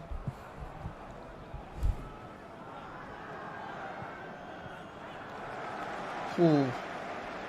Liverpool look like they've responded. Whatever Jurgen Klopp has said at half-time, it has completely shifted the momentum of this game. Even you look at those possession stats. First half for City, 54%. Second half so far, 22%. Early days in the second half, but that shows a sign of intent for Liverpool of what they're wanting and, you know, needing to achieve in the second half. It needs to be a big second half, and of course scoring 2 goals and a half against Manchester City is never easy, but if they can do it to you in the first half, you can most certainly do it to them. Me and Fraser have a chant off Sam. Be the judge, you go first, Fraser. How would that work? You can't actually, I can't hear you singing it, so it wouldn't actually work. Matip runs into a little bit of space there, and he's giving the ball away to Rodri, though. Not the ideal position to be giving the ball away, I must say. And Phil Foden's going to roll that one out wide to Raheem Sterling. He's played Sterling a little bit wide there, but Sterling's kept it on the pitch. Into João Cancelo now. Cancelo drops it back to Aymeric Laporte. Here is Rodrigo. Don't know why I keep calling him Rodrigo today. It's Rodri. I mean, his name is Rodrigo anyway. City appeal for a handball there as the ball squirmed its way through towards Gabriel Jesus, and the linesman had actually appealed for an offside in the first place. Don't forget, guys, if you are enjoying, do be sure to smash that like button for us, and if you're new, well, number one, get in the chat, get talking to me. There's 8 people in here, and at the moment there's only Max and Oliver talking to me, and Fraser, so do be sure to get in the chat as well. Everyone's comments are most certainly welcome. Alisson clears that one up the right hand side, looking for Mo Salah. It was intercepted well though by Cancelo, and the ball's clipped forward there. I think that was Rodri looking for the run of Raheem Sterling. Trent Alexander-Arnold does his defensive duties that time, and I think Cancelo's fouled Salah there. Referee says play on. There's a very hefty tackle in the back of Mohamed Salah there, I must say.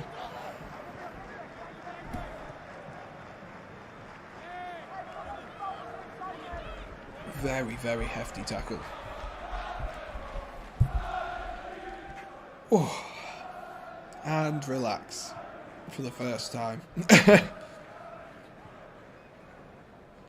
Laporte. What a ball that is. A good touch initially from Cancelo, but Trent Alexander-Arnold got himself back in. The pass from Trent, though, looked to hook that down the line towards Salah, and only ended up in finding a City player. Here is Rodri once again. Rodri drops it into Bernardo Silva. Bernardo Silva, is he undersold? Oh, he nearly undersold John Stones a little bit too much there. Nearly showed the Liverpool strikers a little bit too much of the ball, but somehow City regained possession, and it's gone out for a Liverpool throw-in that time. Fred's second name is Rodriguez. He has kept it low profile when players like Dele don't want it to be heard, but he's still known as Ali. Yeah, I mean, with Dele as well, Dele didn't decide that for a little while. Oh my god, what a ball that is from Trent into Jota, finds Henderson, and I don't know what Jota was thinking there. Maybe he thought he was offside as the ball came back. Maybe thought he was offside.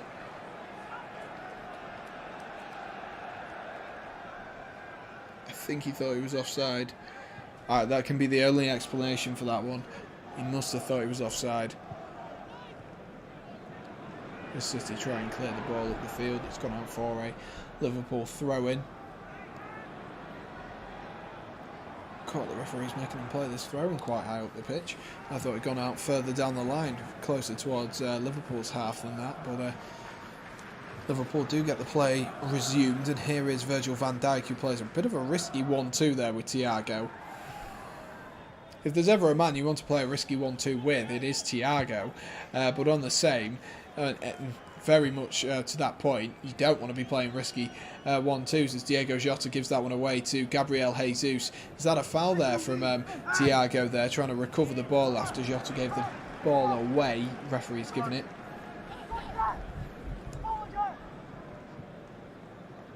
I mean, it was definitely worth the foul there from Thiago. You know, you talk about tactical fouls, and we see them every week in, week out, and Jota's ball there was absolutely poor, but I'm not sure it is a foul, but either way he has to commit there, and he has to bring down Gabriel Jesus, because there's no way Thiago's catching him, and he's running away from the likes of Van Dijk and the other defenders, and Robertson is out of position, so he definitely needs to do it. But City do get themselves back underway here, and Liverpool just putting on a bit of a press here, led by Jordan Henderson. City have to go all the way back to Ederson, who's going to clear one up the field. Is he going to try use a pinpoint pass? No, most certainly not. He can only find Andy Robertson, who headers back to Ederson's Brazilian comrade in Alisson. And Alisson's going to clear this one out, looking for Sadio Mane. Good initial first touch there. Can Kyle Walker nick it back from him? No, he can't. Sadio Mane finds Thiago, who finds Fabinho. Liverpool definitely look better in this second half. It looks like the more of the Liverpool side that we're accustomed to seeing, and that's a great ball over the top, and it's Trent Alexander-Arnold of all people running through the centre, and Trent Alexander-Arnold tries to wriggle free there from Aymeric Laporte, but the tag team of Laporte and Cancelo somehow managed to get them away. Appeals for a foul on the halfway line on Kevin De Bruyne. The referee is waving advantage here as Jesus looks up and he finds Bernardo Silva in acres of space. Here is Bernardo Silva. Can he look up? There's players arriving late if he can look up and find one. Fabinho, though, not giving him a second to breathe. And half a tackle there from Jordan Henderson as he came back. It comes to the edge of the box, though, and City on the breakaway on that occasion look like they've given up the ghost, really, with that attack. João Cancelo goes down to the byline there, pulls it back to De Bruyne. De Bruyne, can he get the cross in? A sea of Liverpool red bodies just in front of Manchester City here. They're going to have to be a bit more creative. Liverpool look a lot more agile, with Henderson dropping in to almost be an extra defender when they are defending, so the emphasis is taken off the likes of Salah and Mane and actually put on the more defensively inclined players, as Henderson looks to go down the line there, but he's given that back to João Cancelo. Jota's just going to try and get his body in the way there. He's done well according to the referee, and Trent Alexander-Arnold gives him the ball back, and Jota tries to play that one forward, looking for the run of Sadio Mane. Well, that has gone back to Manchester City. I'm intrigued to see how long it'll take before we see, and this might be a little bit controversial, but before we see Roberto Firmino. Do let me know, because I think Roberto Firmino would be perfect for this game, because it's the work rate that Roberto Firmino definitely brings to this. And Liverpool potentially in that first half, like I mentioned and touched on a second ago, struggling defensively. And whilst Jota is a very good goal scorer, and you know, he plays well in the traditional number 9 role, Roberto Firmino, his ability to play well defensively is definitely something that should be highlighted. But that's a poor touch there, and Gabriel Jesus might be able to get in. He's taking it round, and that's blocked by Van Dijk there, who was behind Alisson when he made that block. It kind of just squirmed its way initially through to Gabriel Jesus after standing away from Andy Robertson, but he's got away with one in the end. Thiago's not happy with something though, and Thiago's found himself getting the book there for dissent. It was a great ball from, I think it was João Cancelo, and it was a bit clumsy, the tackle from Robertson and Gabriel Jesus. He was just maybe a little bit deceived by the flight of the ball there, the left back. Or was Thiago booked for that earlier foul on Kevin De Bruyne? I guess we'll never know. Tom trying to prank us, saying Arteta has been sacked. Yeah, he's not been sacked. Stones with a lovely ball out wide there. That's fallen to Sadio Mane. Good touch there by Diego Jota. But the ball has been nipped back, and here is Bernardo Silva at the edge of the box, who finds Phil Foden. And Phil Foden there just trying to square up with, in terms of a footballing square up with, Trent Alexander-Arnold. Not physically fight his England teammate. But Trent, that time, got the better of him, I must say. Made it look very, very easy for Trent Alexander-Arnold on that occasion.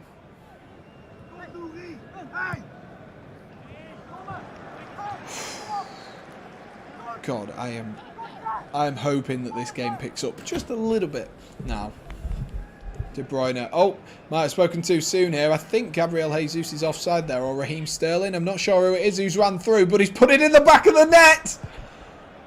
Manchester City 3, Liverpool 2. I don't know if that's offside. I'm going to wait. But Raheem Sterling seems adamant that that is onside, and they're all celebrating. He looked a mile off.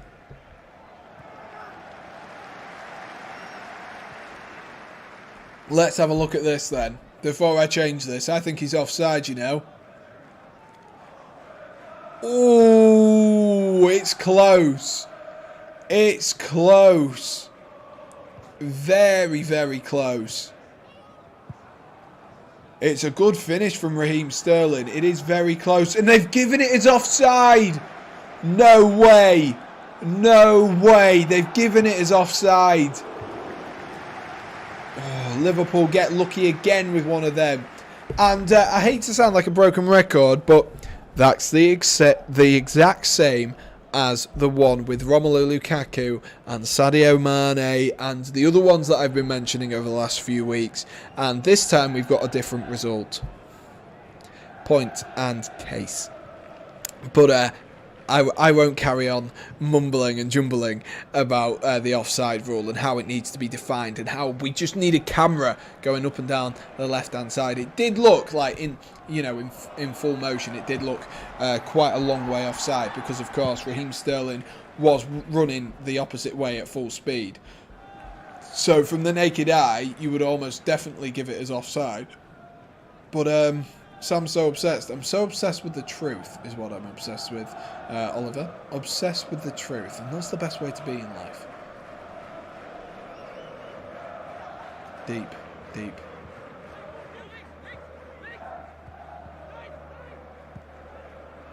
Liverpool do get away with another one, though. On another day, like I say, with that Sadio Mane one that they got given. And I think there was one for City as well. It might have been Riyad Mahrez, actually. on another day, you've seen them given. You have seen them given, and you've seen them said, actually, no, he's onside. So it's just a little bit of consistency. Liverpool need to fix up. Another warning sign. Absolutely, Wiki. Another warning sign. A firing shot across that defence to wake them up, potentially. After that strong start for the first 10 minutes of the second half, they've really sort of eased off the gas there, and Sterling looked very confident that he was onside there. And I mean, there is definitely an argument for Sterling to have been onside. Whether you deem him to be onside or whether you don't is up to you.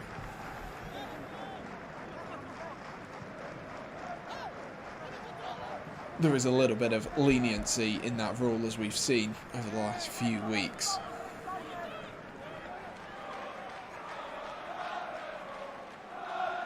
Laporte into Bernardo Silva now. Bernardo Silva has every single Liverpool player in front of him. And that's a poor pass there from, I think that was Laporte again. It looks like Liverpool are going to be making a substitution.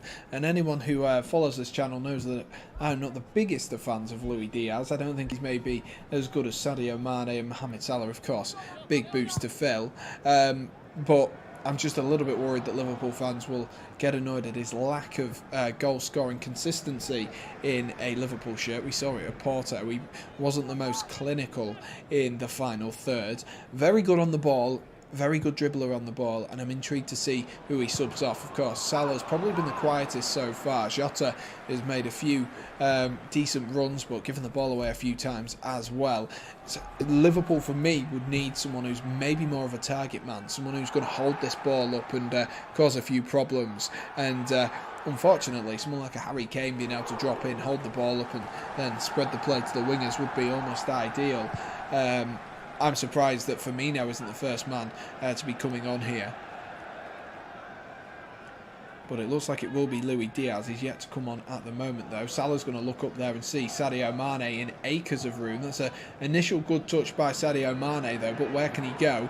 There's 8 blue shirts around him and very few Liverpool shirts, I must say. Joel Matip's now going to drive forward. He drops it into Mohamed Salah. Salah skips easily away from João Cancelo that time. Is he going to try go past Bernardo Silva? Bernardo Silva does well. Salah, though, still with the ball. Drops it back to Trent Alexander-Arnold, who whips it in. Joel Matip stayed up there, waiting for that cross, and might be able to attack here. And if he perfectly times the pass here, Kevin De Bruyne, he might be able to unleash Sterling. Sterling's just slowed himself down there, so Van Dijk can catch up. And Van Dijk, that's way too easy for Virgil van Dijk. Raheem Sterling, that is way too easy. You can't give Virgil van Dijk that kind of time and effort to make up his mind. I tell you what, that was a piece of cake for him to get back onto. That looked really promising for Manchester City. It was a good ball by De Bruyne, almost perfectly timed. Whether Sterling would have been offside again, would have had to wait to see to conclude. But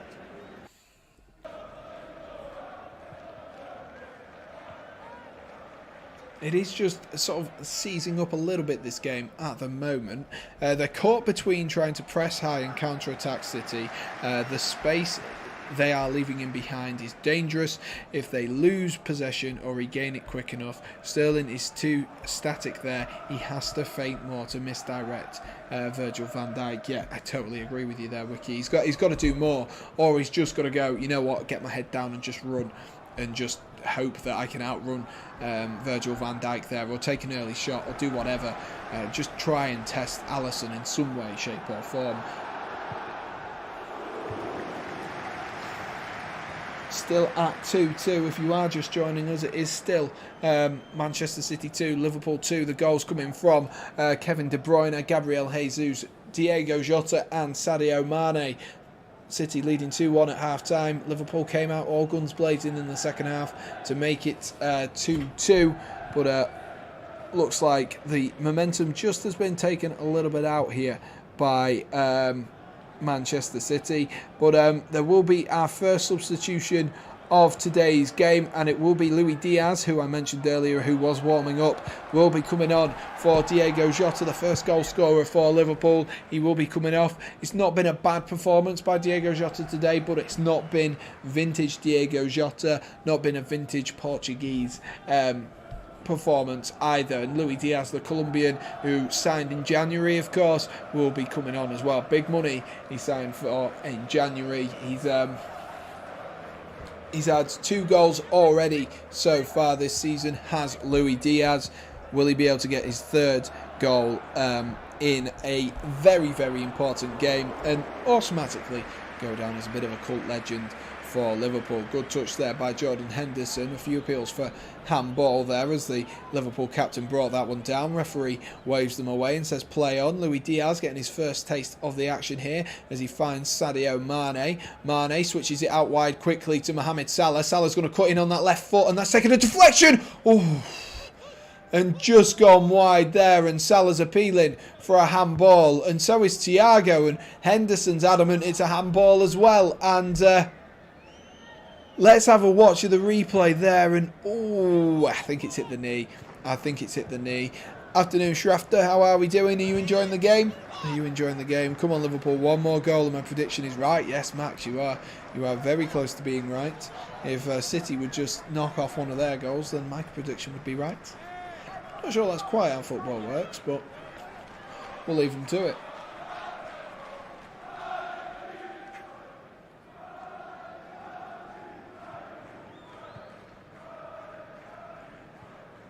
Liverpool at this point trying to appeal for absolutely everything. Like, you look at that replay as it comes off. I think it was Stones on the way through. It literally hits his thigh and then almost just not even grazes, just lightly touches the arm of John Stones. But of course Liverpool will appeal everything because, you know, they need to get an advantage in any way, shape or form, and that is part of football. De Bruyne, a good touch there to find Gabriel Jesus. He's got Foden up with him. Can he look up?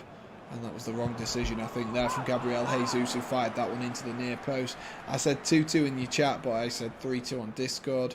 Yeah, I mean, you said 2-2 and 3-2. You said you want a 3-2, but you think it'll be 2-2. That's what you said. I say 3-2 Manchester City. Schrafter's coming in with a late prediction in the 72nd minute to see how it'll finish, and he reckons it'll be a 3-2 to Manchester City, so he reckons City will get the better of Liverpool. It most certainly has been an intense game so far, and that's a great kick there from Alisson, who was just trying to catch the Manchester City defenders off guard there from a goal kick of all things, and Phil Foden's able to clip that one down the line, looking for Bernardo Silva. Can Fabinho keep onto the ball? Trent's tried a fancy flick there, and you shouldn't try them there, Trent. He's given the ball away, and now De Bruyne's got the ball, and Trent Alexander-Arnold just about recovers as Sadio Mane dribbles his way out of trouble. Liverpool just running a few risks there. I mean, I guess they've kind of got to at this point, as Sadio Mane steps over the ball and pretty much misses the ball there, but it still finds its way to Jordan Henderson. Mohamed Salah now on the right-hand side, trying to get away from João Cancelo. Cancelo's done well though, nicked the ball, and now Cancelo's going to go and try to take on a few players, and Mo Salah on his way back there just trips up João Cancelo. That's been an interesting battle all game, and since Henderson's role defensively particularly has swapped, the emphasis has been less on the likes of Sadio Mane and Mo Salah to track back from their wide areas, but actually use players who are maybe more defensively minded, as John Stones looks for a ball over the top towards Kyle Walker. He was exposed in a little bit of space there as Robertson hadn't quite picked him up. A little bit of no man's land there from the Scottish international at left back. Bernardo Silva finds Aymeric Laporte, who finds João Cancelo. Cancelo there. Oh, he's just overhit that pass there for Phil Foden. Right idea, but he's just put a bit too much zip on it. And Riyad Mahrez is going to be introduced into this game. I'm sure a lot of you can remember him skying a penalty at the Etihad against Liverpool, which would have won them a game in, I think it was a 0-0 draw a few seasons ago. But he will be coming on for Raheem Sterling, the player who did think he had a goal scored, but eventually ruled out for offside. A very close one, very, very close one we've seen him given. But here he is, the Algerian, Riyad Mahrez, will come on. A very silky player, and a player I think maybe a little bit underrated for the Premier League at the moment.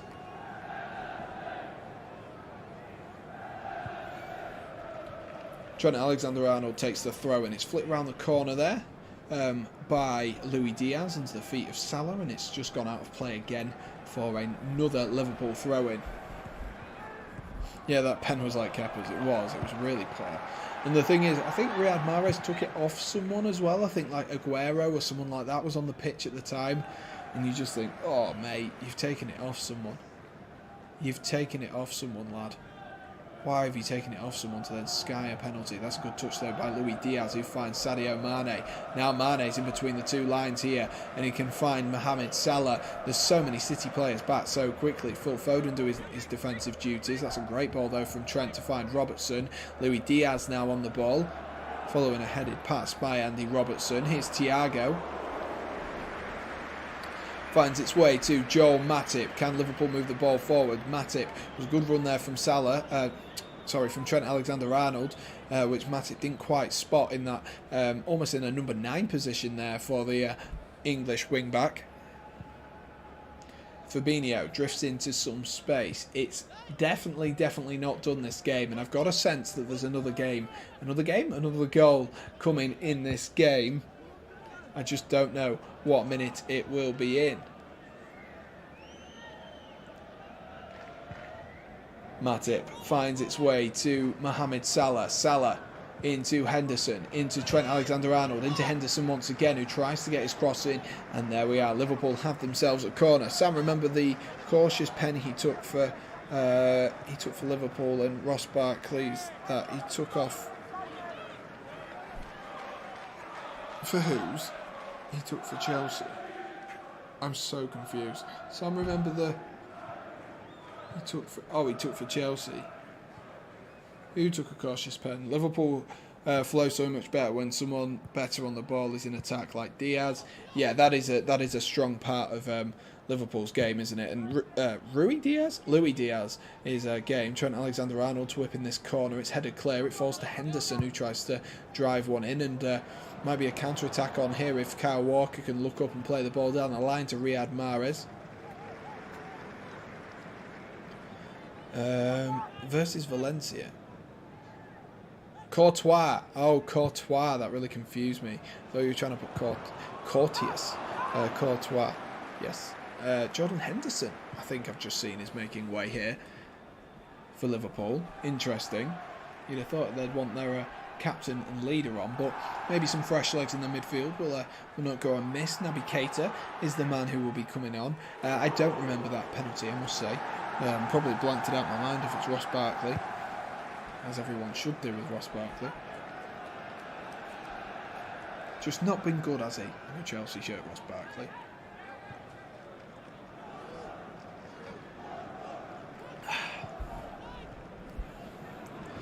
Naby Keita comes on for the final 13 minutes or so of action.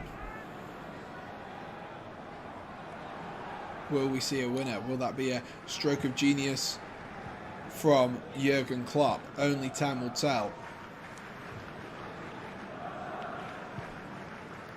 Only time will tell. Has Cancelo kept that on there? It's a good touch if he has. Referee said yes. Lino said yes.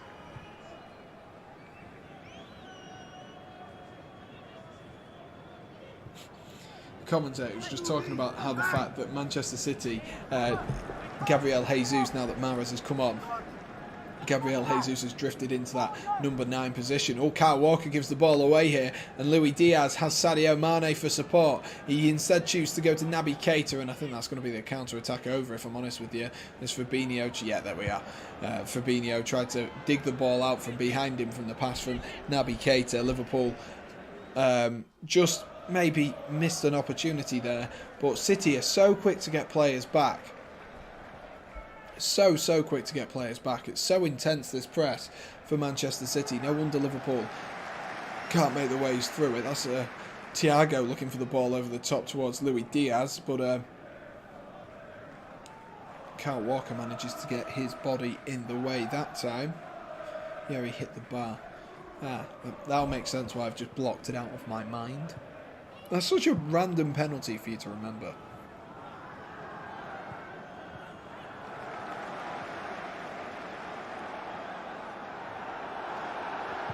Oh, 10 minutes left on the clock, ladies and gents. Will there be a winner? Will there be a winner? That is the question. That most certainly is the question on everyone's lips at the moment. Who knows? Who knows? I can't call it now. I cannot call it.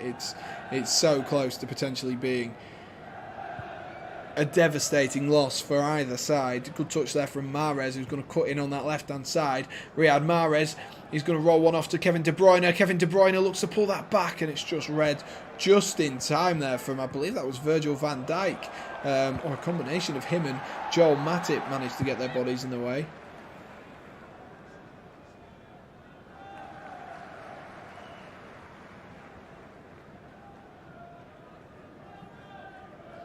Trent Alexander-Arnold looking forward there for the run of Sadio Mane. Smash and grab now, most certainly is, Max. Never has a phrase been more accurately used than that.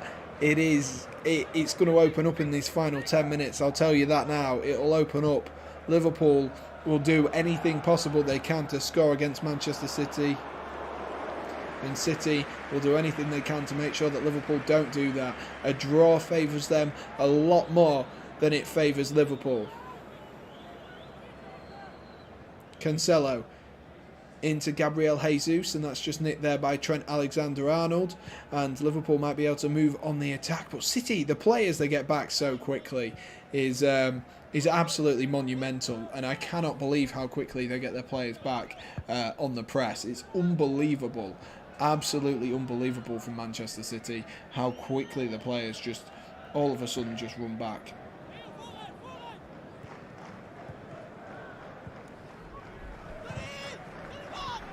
Fabinho just gives away a foul there as Bernardo Silva was getting into stride there.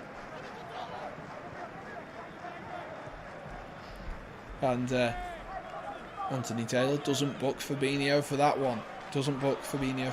Maybe Baldy sticking up for Baldy. Maybe that's what it was.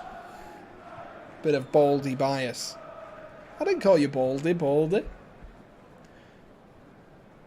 It's a cynical foul, I tell you what, from Fabinho. He knows what he's doing. The ball's been nicked from, I believe, Luis Diaz. He knows what he's doing, and he just brings him down to make sure that he's not running directly at Virgil van Dijk in a 1v1 situation.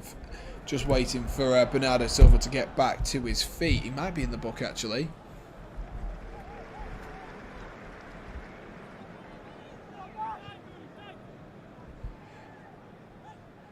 And it is a yellow card for Fabinho. The commentator's just saying that the reason why the referee waited to give that one is because there might have been a suggestion that it should have been a red, but deemed to have been a yellow. And Jack Grealish has made his way onto the field as well for Manchester City. Gabriel Jesus, who's got himself a goal, has made way for the £100 million man.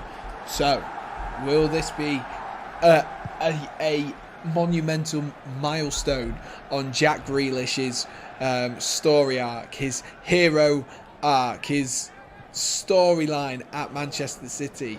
Will he be able to get himself a goal? Who knows? I'm sure Josh Ring would absolutely hate to see that at the moment. De Bruyne whips it in, and it's Rodri running in at that back post, and Sadio Mane does well there just to smother the opportunity. Max saying, come on Liverpool. Max wanting a Liverpool win. It's a decent ball in there from Kevin De Bruyne, and actually credit where credit's due to Sadio Mane. He puts his body in the way to make sure that Rodri doesn't get beyond him and doesn't evade him. There will be another substitution for Liverpool, and Sadio Mane's day is up. And Roberto Firmino, who I've been calling for about 20 or so minutes now, is going to be coming onto the pitch for Liverpool. It's going to be a really disappointing way for this game to end if it is a 2-2 draw like it was in the reverse fixture. Sadio Mane comes off, his day is done. So 3 of the goal scorers out of the 4 that you can see on your screen, apart from Kevin De Bruyne, are off the field of play now. Thiago wins that one back up high, and Kevin De Bruyne there. Is that a foul from Kevin De Bruyne, or is that a foul from Thiago? I think it's a foul from Kevin De Bruyne, who's like swiped at Thiago as he's just tried to get through, and Thiago, obviously with the momentum of his body, is sort of flopped in the way, and Kevin De Bruyne feels like He's caught the worst end of that. Let's watch that one again. Oh, okay. So there's a push from Rodri on Thiago, just as Thiago's about to kick the ball, which then forces Thiago into a poor challenge on Kevin De Bruyne. So that all came from the Manchester City man, and De Bruyne just limping just slightly following that collision with the Spaniard. The Spaniard? Yes, that is the word, the Spaniard. 5 minutes left on the clock, ladies and gents. Grealish is just going to stick to that left-hand side at the moment. I don't know who's going to go through the middle for Manchester City. I doubt it'll be Jack Grealish. Good touch there from Luis Diaz, but held up by Kyle Walker as Rodri rolls it back to Bernardo Silva, Phil Foden, who keeps dropping in deep. Here is João Cancelo now, trying to work a little bit of magic. Are we going to get a final climax to this game here? As that is an overhit pass there, looking for Jack Grealish on the left-hand side. I always think that Jack Grealish and Jadon Sancho should have gone to a different club. And ironically, I think they should have gone to the clubs that the other one went to. I think Jack Grealish would have suited Manchester United, because Manchester United are a team that thrive on individuals. Manchester City don't. And Jadon Sancho, on the other hand, is in a team that thrives on individuals, but he's a player who plays well in a good team.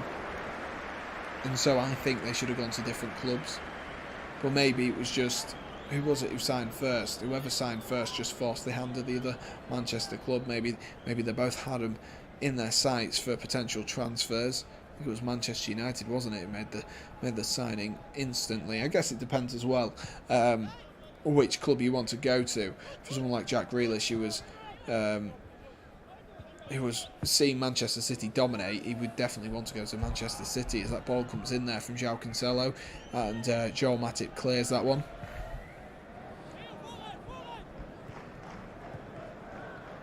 Jadon Sancho he was in the academy of Manchester City, a Chelsea fan, and now plays for Manchester United.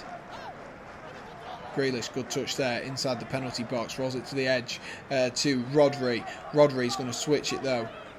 Just taking it a little bit far behind him there, Mahrez, and he finds Bernardo Silva. No real gaps opening at the minute for Bernardo Silva to drive into. He's found a little bit of one there, and Firmino's done well to get back in.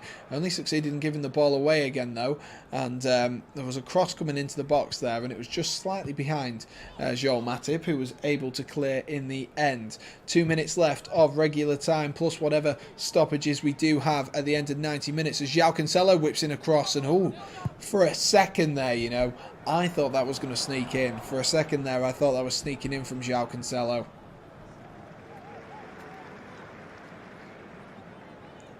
He had a good bit of whip on it, a decent cross in, but always kind of looking like it was going wide.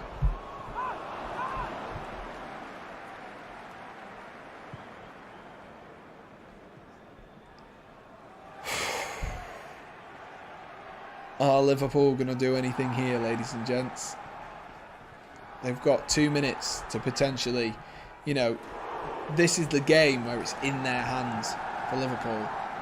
And De Bruyne is driving into some space here. Here goes Kevin De Bruyne. Virgil van Dijk just fouls him on his way through, and that'll be a booking. Liverpool's only chance is the counter. Maybe it's tactical then, allowing them to come on to them, Manchester City. I doubt it, but it does look like that. But City, the way that they get players back, because they have like Foden and Bernardo Silva, who just seem to be dropping back so quickly, which then means they've got 6 players back all of a sudden. And Liverpool, they can't get their men forward. They don't have that number of attacking outlets and options forward. It's simple as that. But this is a free kick in a real position of danger. There's Mahrez and there's De Bruyne both over the top of it. And it looks a little bit too straight. If you were to set up a free kick ideally, you wouldn't put it here because it is too straight. Unless De Bruyne can do one of his magical knuckleballs. It's going to be Riyad Mahrez through the wall. Oh! Alisson had to really scramble there, I must say. And I don't know if this tickled anyone else when they saw that footage, but Anthony Taylor's head was perfectly in the way of the ball, so his head looked like the football. But I don't know if anyone else noticed that, or if anyone else is as childish as me. Oh, it's off the outside of the post, that. I thought it was a good save from Alisson, but he was absolutely scrambled. Not a bad effort from Riyad Mahrez. Let's see how many minutes of extra time we do have at the end of this second half. Fabinho, who swung forward. How many minutes have we got? We've got 4 minutes of added time. I'm sure that will give both fans confidence and also shake both fans to the core at the moment. Firmino puts on a press. Keita into Mo Salah, good touch there into Firmino. Can that fall to Keita? No, it's cleared this time by Kevin De Bruyne. Good tackle there by Fabinho, and Fabinho has allegedly been fouled by Kevin De Bruyne, and the Liverpool fans not happy with that tackle whatsoever, and Kevin De Bruyne didn't think it was a foul anyway. Hi, what's happened? Not a lot in the last few moments, I must say, Shafter. We have 4 minutes of added time at the end of this game. 4 minutes of added time. Liverpool have a free kick in an advanced position after Fabinho has been fouled by Kevin De Bruyne. Gimme, gimme, gimme a ginger from Belgium.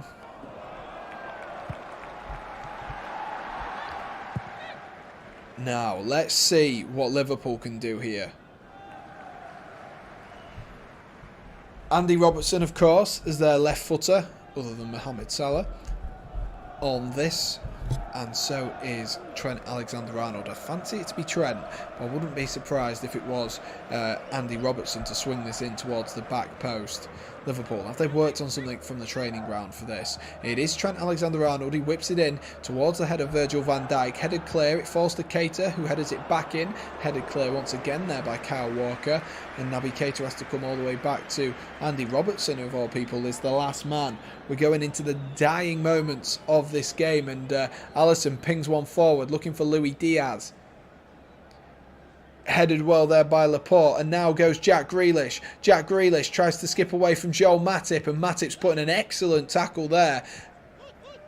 It's just starting to open up now. Mohamed Salah, what can he do? Can he get a little bit of space to run into? He's trying to run down that right hand side past João Cancelo. John Stones comes over and sweeps up the play.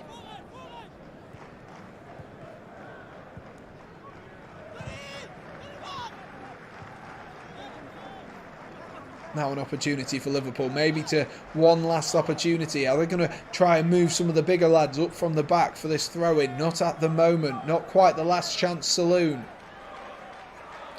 Matip finds Thiago with acres of space. He goes out wide now to Andy Robertson.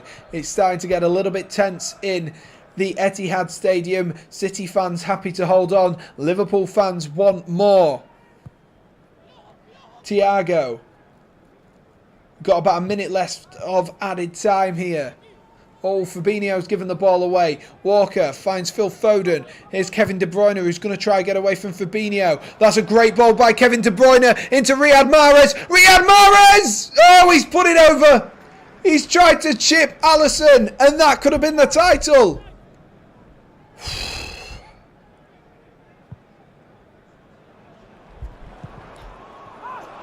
That could have been the moment for Mahrez. That could have been the moment. It was a decent attempt, you know. It was a decent attempt, but it's been chipped over.